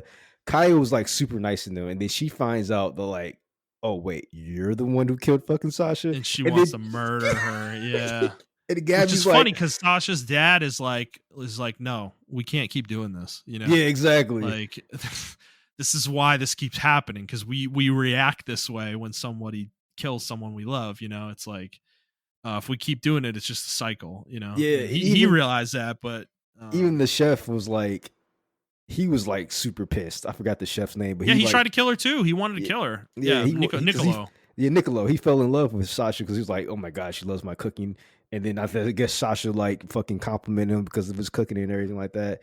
And yeah, like I don't know, everybody wanted to kill Gabby, including me. But I mean, Yeah. when the dad spoke, it was like he was speaking to the audience because I was just like, man, you fucking right. If we keep doing this shit, it's gonna be a cycle. And even Falco was just like, calm down, bro. Like, Gabby, calm the fuck down. Like, these people aren't trying to kill us. Like, oh my god, these island devils. And I feel like Falco at the towards the end was like, I'm not buying all this shit anymore. Like, I've been over here, and if they're really devils, why would they be treating us like this? You know what I'm saying? So, Mhm. um, yeah, Gabby's character arc was like very well done to be done super fast like that. Yeah, I agree. Because yeah, we only know her. We don't know her for very long. So Yeah. only for season 4. But okay, and then yeah, there's the stuff with the volunteers with like Yelena and Nyan Capon and all that, and the reverse Uno card with the wine and all that stuff. It's all well done stuff, I think, but Yeah, it's it not. is. I don't think there's a lot to say I here I for me. thought the Jaegerists were a bit much in my Yeah, in my yeah. opinion. Flock. Oh yeah, you want to talk about Flock a little Yeah, bit? Yeah. man. Fuck Flock. Flock. I thought the Jaegerists were just over the top. over the top. And I understood why they were being the way they were, but they had to understand that their actions will come at the detriment to the entire island. And I don't think they saw that. I just think they saw, we don't want this to happen to us again because we lost so much. And it's a lot of very traumatic. It's a lot of traumatized people who come together, and this is what happens when groupthink happens, when there's not like a logical person within the group, and we get the Jaegers. And I think that's what the Ichiyama was trying to convey. Like, these people have been through a traumatic event and they don't want it to happen again. So then we get these extremist groups that come out of this traumatic event that happened because they don't want this to happen again.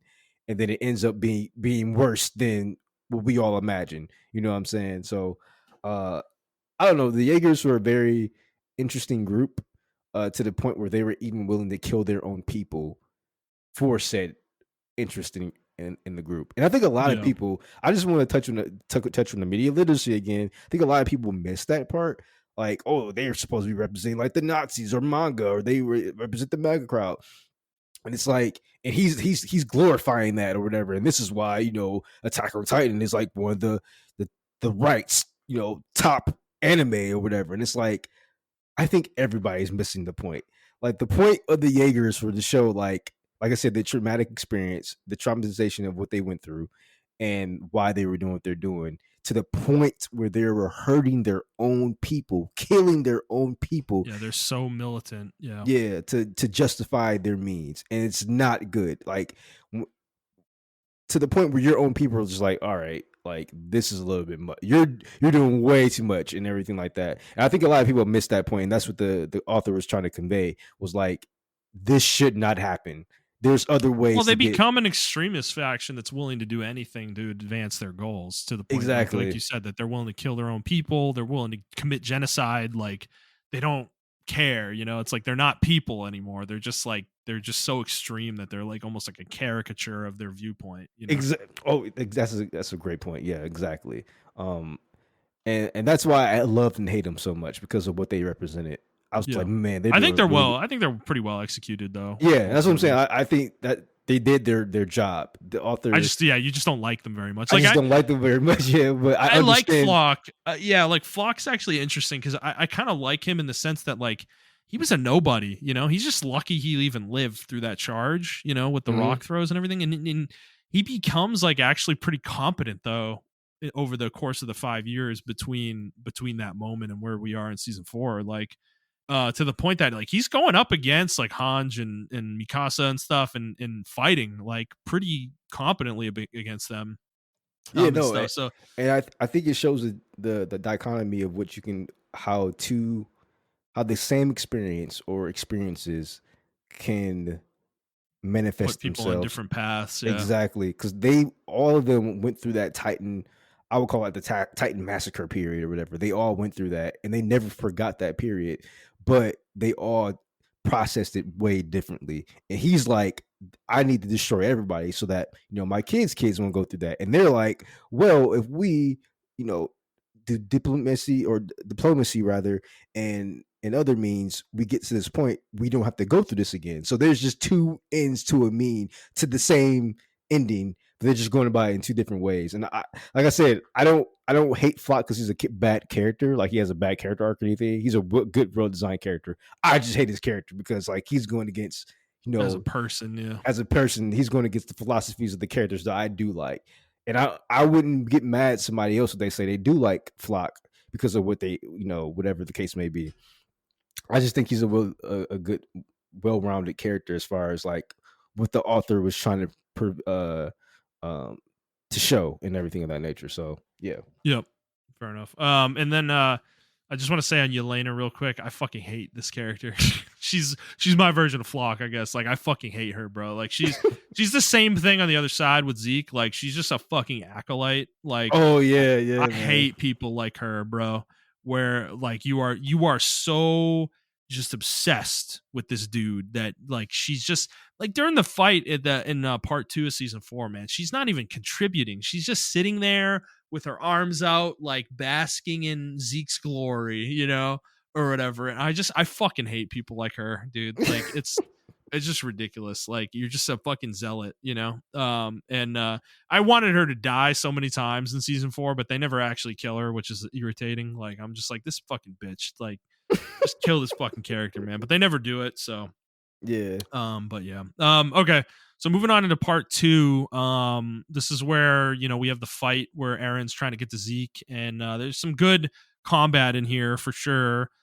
Certainly, but ultimately it ends up resulting in Aaron and Zeke getting into contact, and Aaron gets control of the founder and starts the rumbling. So um anything on the first part you want to talk about? I don't really have a lot to say here, other than I want to get to the part where Zeke and Aaron have their conversation. That's kind of the big part here. Let's just skip to that part. I mean, Okay. because we already Yeah, talked I about agree. Amir and everybody, like the King Yeah. Fits and everything. So Yeah. So yeah, I love the conversation that Aaron and Zeke have, and when they're going through Aaron's memories, and I just really enjoys the reverse Uno card again happening, where Zeke is the one coming to the realization that no, Grisha never brainwashed Aaron. Aaron's been a psychopath his whole life.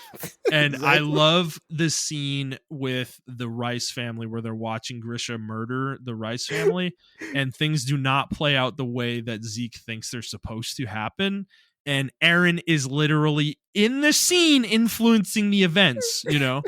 Like, he's literally walking up to his dad and speaking to Grisha and saying, "What are you doing? You know why you're here. You are here to avenge Kruger, Dinah, and all of your comrades. Why are you hesitating?" And I love the direct involvement there, and I also love when Frida's talking, and Aaron is getting so fucking enraged listening to her, to the point that everyone notices. Where Frida notices, she literally stops talking to look at him. Grisha looks at him, and Zeke also is like, can feel the intensity and looks at him as well. But I love the little detail. Again, this is little details that they do in the anime, where they play the sound of the rumbling underneath Aaron's like face. You Yeah, can hear it. I can You hear it. hear it in Yeah. the scene. It's so fucking good, dude. And then when Grisha reveals the Attack Titan's power to basically see the future through future inheritors sending their memories back, Zeke's like, "What the fuck did he just say? Like, what? Are you serious? Like, what is he talking about?" You know? And then Zeke ultimately, like, Grisha sees him because Aaron allows like, he sends the memory of him seeing Zeke to Grisha, and they're able to embrace, and he's able to apologize. That shit is crazy, dude. Like, it's a crazy episode. Like, it's one of the most, I think it's one of the best episodes in the entire show. I love it. Like, No, I mean, I that entire show, I mean, I have like a couple of memes from that show. The one where he's like, Aaron's like in his father's ear, like, "What are you doing? Like, kill them." I oh mean my that god. part. Oh, it's so good. And then I got the one where he's like, Yeah. he's really mad, and you hear the rumbling, like while he's like trembling in anger, you hear the rumbling underneath it. I got that one as Yeah. well. I use that one all the time when like someone says something really dumb on Twitter, and I get really mad because you say something so Yeah, stupid. yeah. But yeah, no, like uh this show, this is my first time watching it actually. So my first watch, I was just like, what? I was right there with Zeke. I was just like, what do you mean? So I'm Mhm. like, all that time he was sending that shit back to the old Aaron, and the Aaron was kind of playing this shit out the entire time. I was Yep. just like, incredible. I I kept saying to my wife, peak cinema. And she's like, "What are you saying? Why are you saying it to me? This is peak cinema right here. Yeah. Yeah. Absolute cinema." Oh Like, yeah. Yeah. Well, it's a reveal that puts so much into context, you know? Like, so many things fall into place when that reveal comes, you know? So many actions that happened before that, things that Grisha did, that Aaron did, you're like, "Oh my god. How much has he been manipulating this from the future this whole time?" exactly. It's You so know? it's like it's And it almost turns like, out most of it. Yeah, most yeah. of it. It's almost like, were their actions their own actions, or were it just Aaron the entire fucking time? Like, I, I think that's why younger Aaron as a character, I'm a little bit more softer on, because he's just being manipulated by himself. and like he doesn't know shit at this point, he doesn't know anything. Like his future self doesn't reveal too much. So the fact that he doesn't really have his own agency kind of changes the way I view him, I guess, a little bit, Yeah. ultimately. But no, I don't know, this episode, dude. And at the very end when he's embracing Grisha, and then he looks at Eren behind him, and then they flash young Eren like just completely enraged real quick, like 1 or 2 frames of it. And then Zeke gets thrown onto the ground, and he has the chains on him.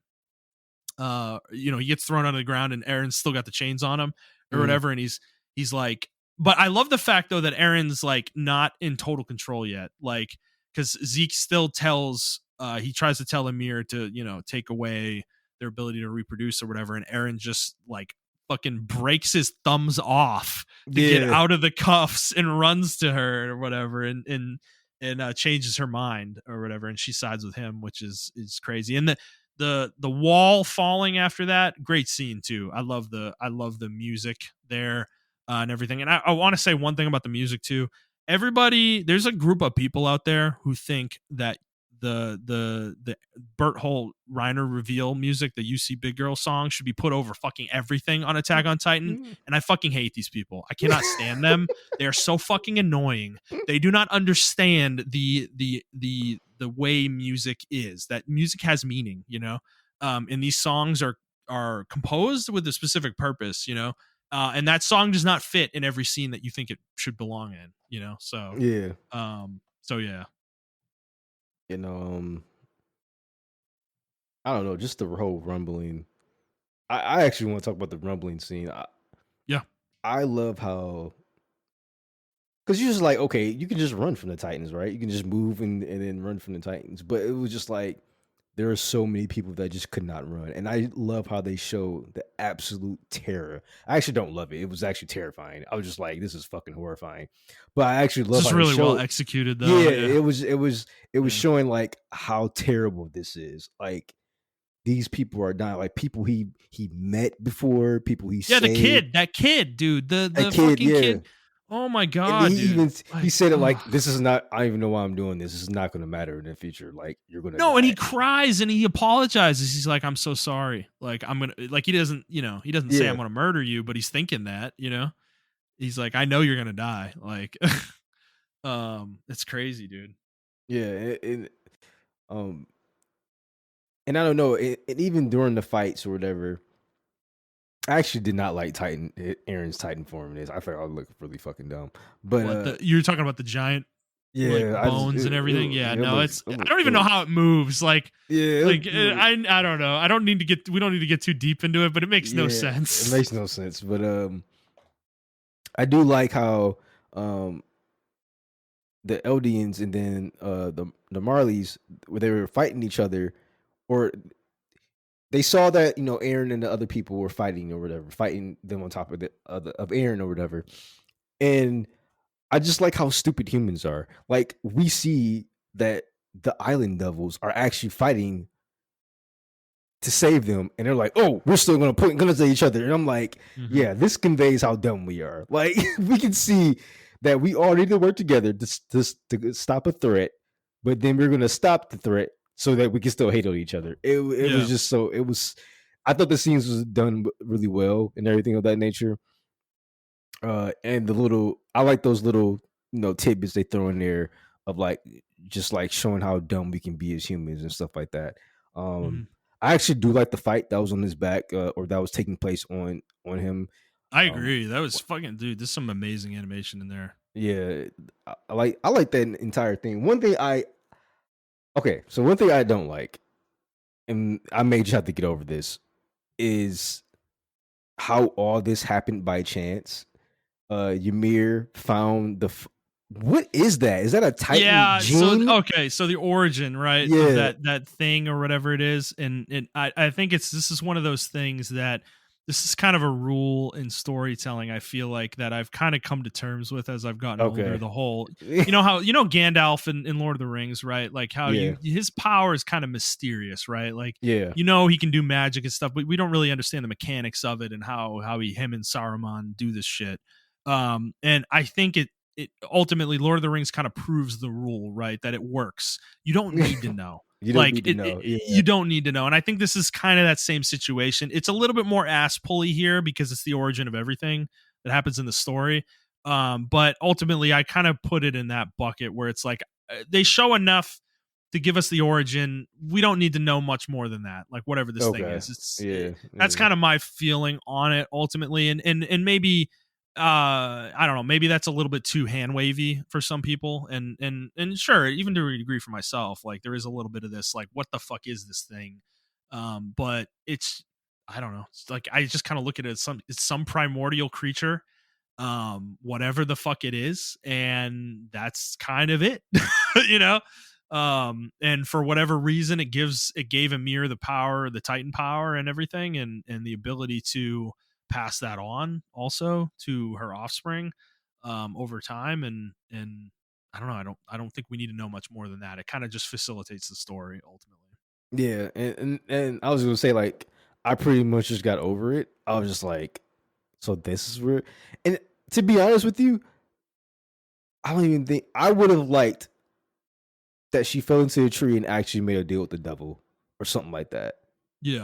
I would actually like that more than the actual origin. But I mean, either way, it still would have been like, well, why is a devil there and everything like that? There must be a whole higher thing. So the minds would have, the levels would have continued to got deeper Yeah, at a inside. certain point you can't explain everything as a writer, right? Yeah, exactly. Like if you try to, you turn it, you get into like Dragon Ball Z territory where it just you didn't necessarily want the answers you got.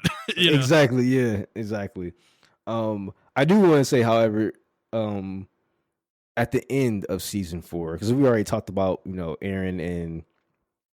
and Armin's conversation and everything like that. Um, so at the end, at the very end, I don't know if you watched the end credit scenes when that boy found the origin, or he found the tree where Yes. the origin is. Do you think it's gonna restart all over again? So okay, so we're jumping all the way there. Okay. Yeah, so I mean the whole how about the whole ending sequence though in general, cuz that all that Oh stuff in the yeah, yeah. credits is not in the manga. Oh, it's That not is an okay. anime, that is That's an the anime. anime creation. Yeah, the Okay. whole the tree thing where she keeps going back to the tree, and then a whole bunch of time passes and a giant city, like a modern city, pops up and then gets destroyed and all that. That's not in the manga. Okay. So that all of that is interesting because it's like showing that this cycle continued, like it's kind of almost like this hopeless thing. And to your point, right, showing that boy at the end kind of indicates that maybe this thing is still there, and whatever this thing is, and the whole cycle might start again. Yeah, I mean, I think that realistically might be the answer. And that's kind of a hopeless way to end things though. Yeah. It's like, yeah, that humans are just going to repeat this cycle over and over again. But I don't know, it kind of makes sense though. Realistically, these people probably don't know the history, especially this like post-apocalyptic boy, or whatever. Well, it kind of, Why would they know what happened? They wouldn't. yeah, So it kind of highlights the history, and this is where I think, this is where I think a lot of people just don't have like a lot of media literacy or whatever. I'm gonna keep iterating that because it highlights how history is important, and we need to learn history so that we won't repeat history or whatever the case may be. So to deny certain things, which I think the author is trying to say, or the anime is trying to say, because he did actually oversee the anime step by step. So I think he mhm. actually told them to write this in, that they need to acknowledge certain things that like Japan, or even just everybody in general, we need to acknowledge certain things even if we don't fucking like it, so that it may never happen again. And I think he did the whole cycle thing because, yeah, you're right. Like during the apocalyptic era when the city got torn down, this boy doesn't understand that this tree, you don't need to go inside this tree because this is something that will start a terrible cycle again, and we'll have to Well, repeat the whole. even to go further, nobody knows. Yeah, nobody Actually, knows. like even Aaron and Armin and all them, they don't know about that tree. Like Aaron is probably the only one who might know anything about it. Yeah, But no one else has any idea. So, which yeah. is interesting. So it also shows like this cycle may have repeated itself like 3 or 4 minutes or however countless times Or before it could this. do that. Yeah. This is what I would say. How do you feel about this though? That this kind of almost sets up a future story. All right. Yeah, I think it does, but I just don't want one. I Would you think be interested in that, like a post-apocalyptic, like multiple thousand years later story? yes and no. I think yeah, to see what is going to happen, but no, because I just don't want another Baruto situation. I don't want them to. I don't want them Yeah, to ruin like the original, yeah, you know, feel of what they were trying to convey. Um, I don't know. gotcha. I don't know. I feel like the end of season 4 though, like just to go back a little bit, it, the fights and the animation was like really good. I felt like the What about meanings, yeah. yeah, the meanings, especially the fight at the port. Yeah, that's Um, what I was gonna bring up. Yeah. yeah, the With fight a at the port. flock and yeah, Yeah, that was a really good fight. I like when Keith came in, save them. Yeah. and saved them, and then worked things Well, him out. and Magath having their little bonding moment for like Yeah, literally like 30 minutes they're together, you know. These yeah, two just met each other and they like bond with each other. It's pretty cool actually. yeah. I like that. And then Mikasa is just an absolute fucking unit in this that fight, bro. Like she is just murdering dudes. Well, I Not wanted. to the point where she's like styling on them, where she's like pulling grenade pins and blowing them up, and the blood's like falling on top. It's like fucking brutal, dude. Yeah. Like Well, I Jesus. want to talk about one part in particular though. Um, and Connie and Armin was Yes. on the dock. Yes. Yes. I love this. Yes. That scene was like super With powerful. Daz and Samuel. Yeah, Yeah. with Dawes and Samuel, So yeah, because remember these names, everybody. We've brought up Samuel before. These are recruits that were with them way back in episode 3 and 4. yep, So these guys have lived through all of this somehow. They managed to get through all of this shit. and only to Um, be killed by their own by their comrades. fucking friends. Yeah, right, right. By their friends, they're sitting there like, God, man, it's so fucking brutal. Connie in particular, dude. Oh my Yeah, god, it's like just screams of agony, you know. yeah. Like it's so fuck. God, this story is so brutal, man. Like Isayama's just he doesn't let up on these characters, you know. I Like, just he don't doesn't think let them have a moment, you know. I just think he's showing the brutality of like just What do you like do as Connie in that situation? They're gonna kill them, you know. Like, I mean, at a certain point, dude, you just like you've got to be the one to pull the trigger. You know, it's like because otherwise you're gonna die. Like you and Armin are gonna die there, and it's like, what else can you really do? It's like it fucking sucks, dude. It's so sad. It's so depressing. Because yeah, that's the whole thing with the Jaegerists, right? They became Jaegerists, and that's where that extreme belief will lead you. You know, to fighting to the point that you're gonna fight your friends and try to kill your friends. You know. yeah, and it's like, do Um, you really want to go all the way?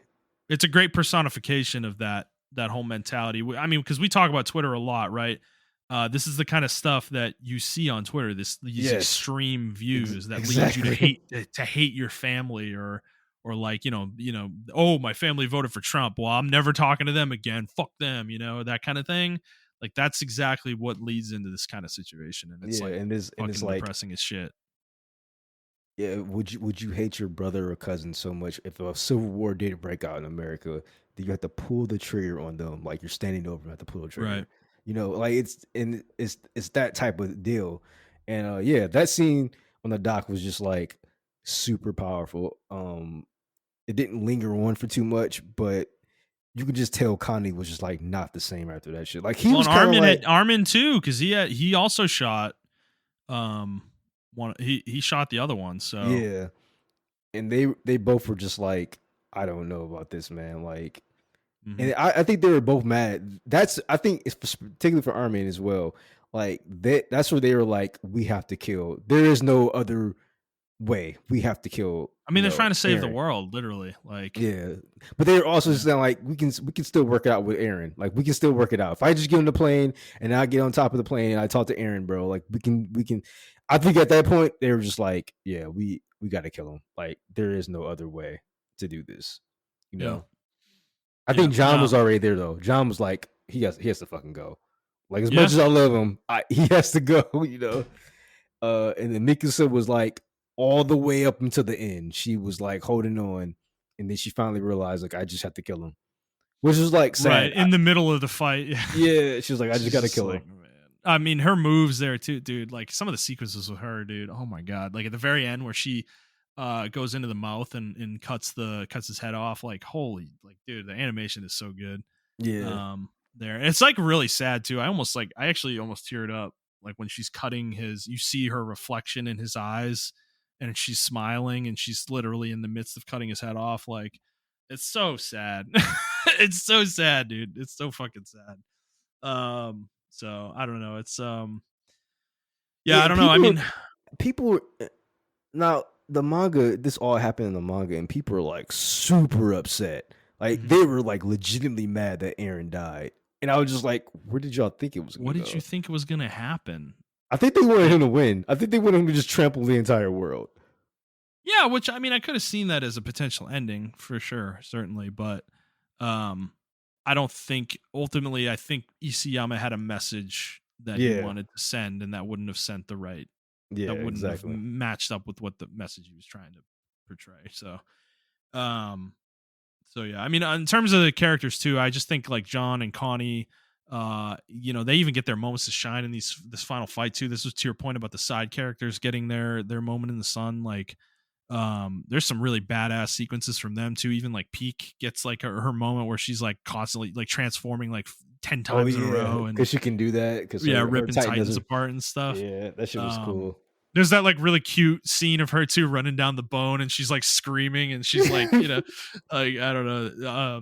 There's some cool stuff there. And then even Armin, I will say too, like he kills some Titans earlier on in the season when everybody transforms. All the people who drank the wine get transformed by Zeke, where he's killing Titans too. And I'm like, hey, man, even Armin's fucking good enough to kill Titans now, because he never did that beforehand. Like he was Yeah, never one of the fighters, but so that was cool to see too. yeah. I don't know. I think. Yeah, I just think this is a very. It took a long time to get here. Obviously, I mean, you had the pandemic and everything of that nature. Fuck, like 11 years. Yeah, it took 11 The years to anime. get here. Jesus. I think it was 10 years for the anime, and then No, 11 it years. was it was 11. It started in 2012. Okay. Um. Yeah, it just took a long time to get here, but I mean, we got here. I think it was worth it. I don't like how they stretched out season 4, but I guess they had to get everything just right. And they Because they did. didn't. They did. Oh, you're right. It Yeah, was 2013 yeah, actually. So 10 years. Yeah, but no, and I think they did ultimately get it right. I prefer the way they did it. And now that we have the full story, I mean, dude, they executed it. It's yeah. just It, I don't know. Like I know it's hyperbolic, but it's just like this is probably the greatest or one of the greatest animes which is that so we're weird because probably ever gonna see. people feel like this is the worst. They feel like the trip they made wasn't worth it. A That's lot of people crazy to me. still feel this way. That's crazy to me, man. I think every character got their arc. I mean, obviously, there's some characters that were cut short and everything like that, and I think, characters like Irwin, we didn't get. Like, dude, I think Irwin, like, we didn't really talk about this, but his death, came, I think, ultimately at the perfect moment. Is that he served a purpose in the first part of the story before we knew about Marley, and I just don't think he would have fit later on. I think that's a similar reason why we don't see Pixis very much. Is Hmm. I think these characters were not the ones who were driving the story anymore. That's true. Yeah. And they just kind of they didn't need to go necessarily, but they just weren't part of the spotlight anymore. And I think in Irwin's case, I think Isayama just felt like if he was involved in season 4, he would have had way too much influence on events. And I don't think he wanted that for that character.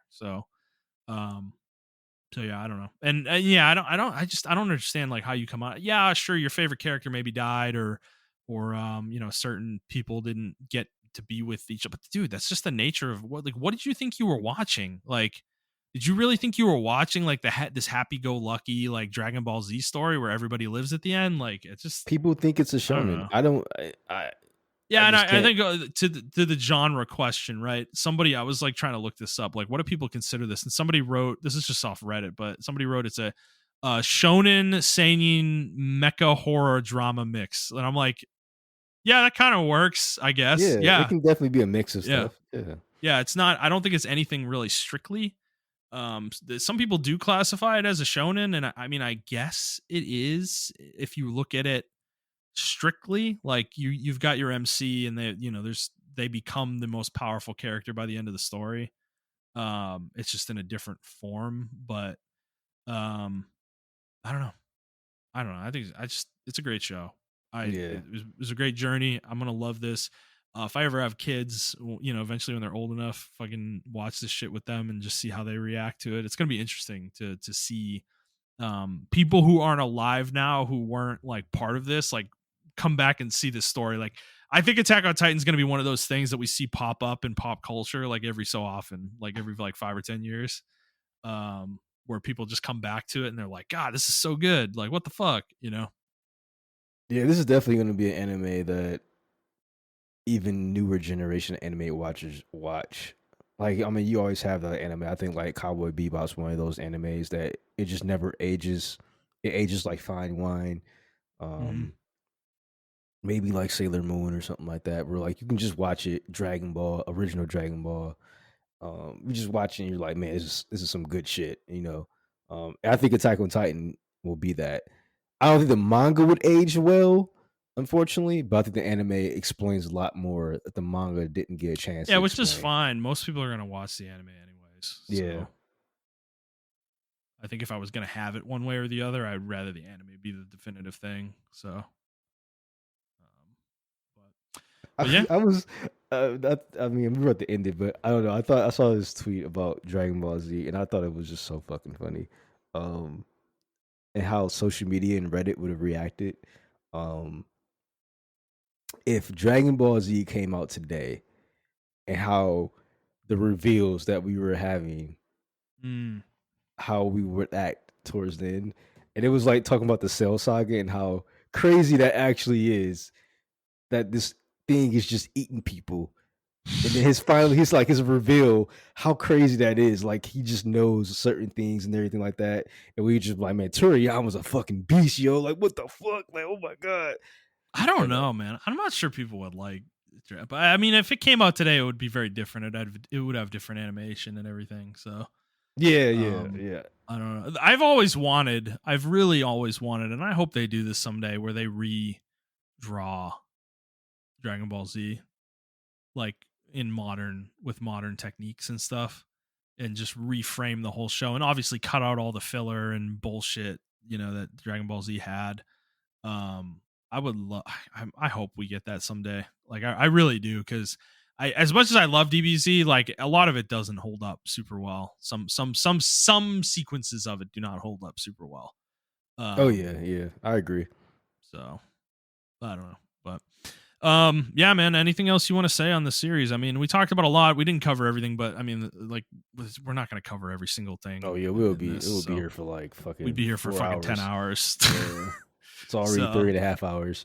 yeah, Uh yeah. no, I don't know. I think people should rewatch it.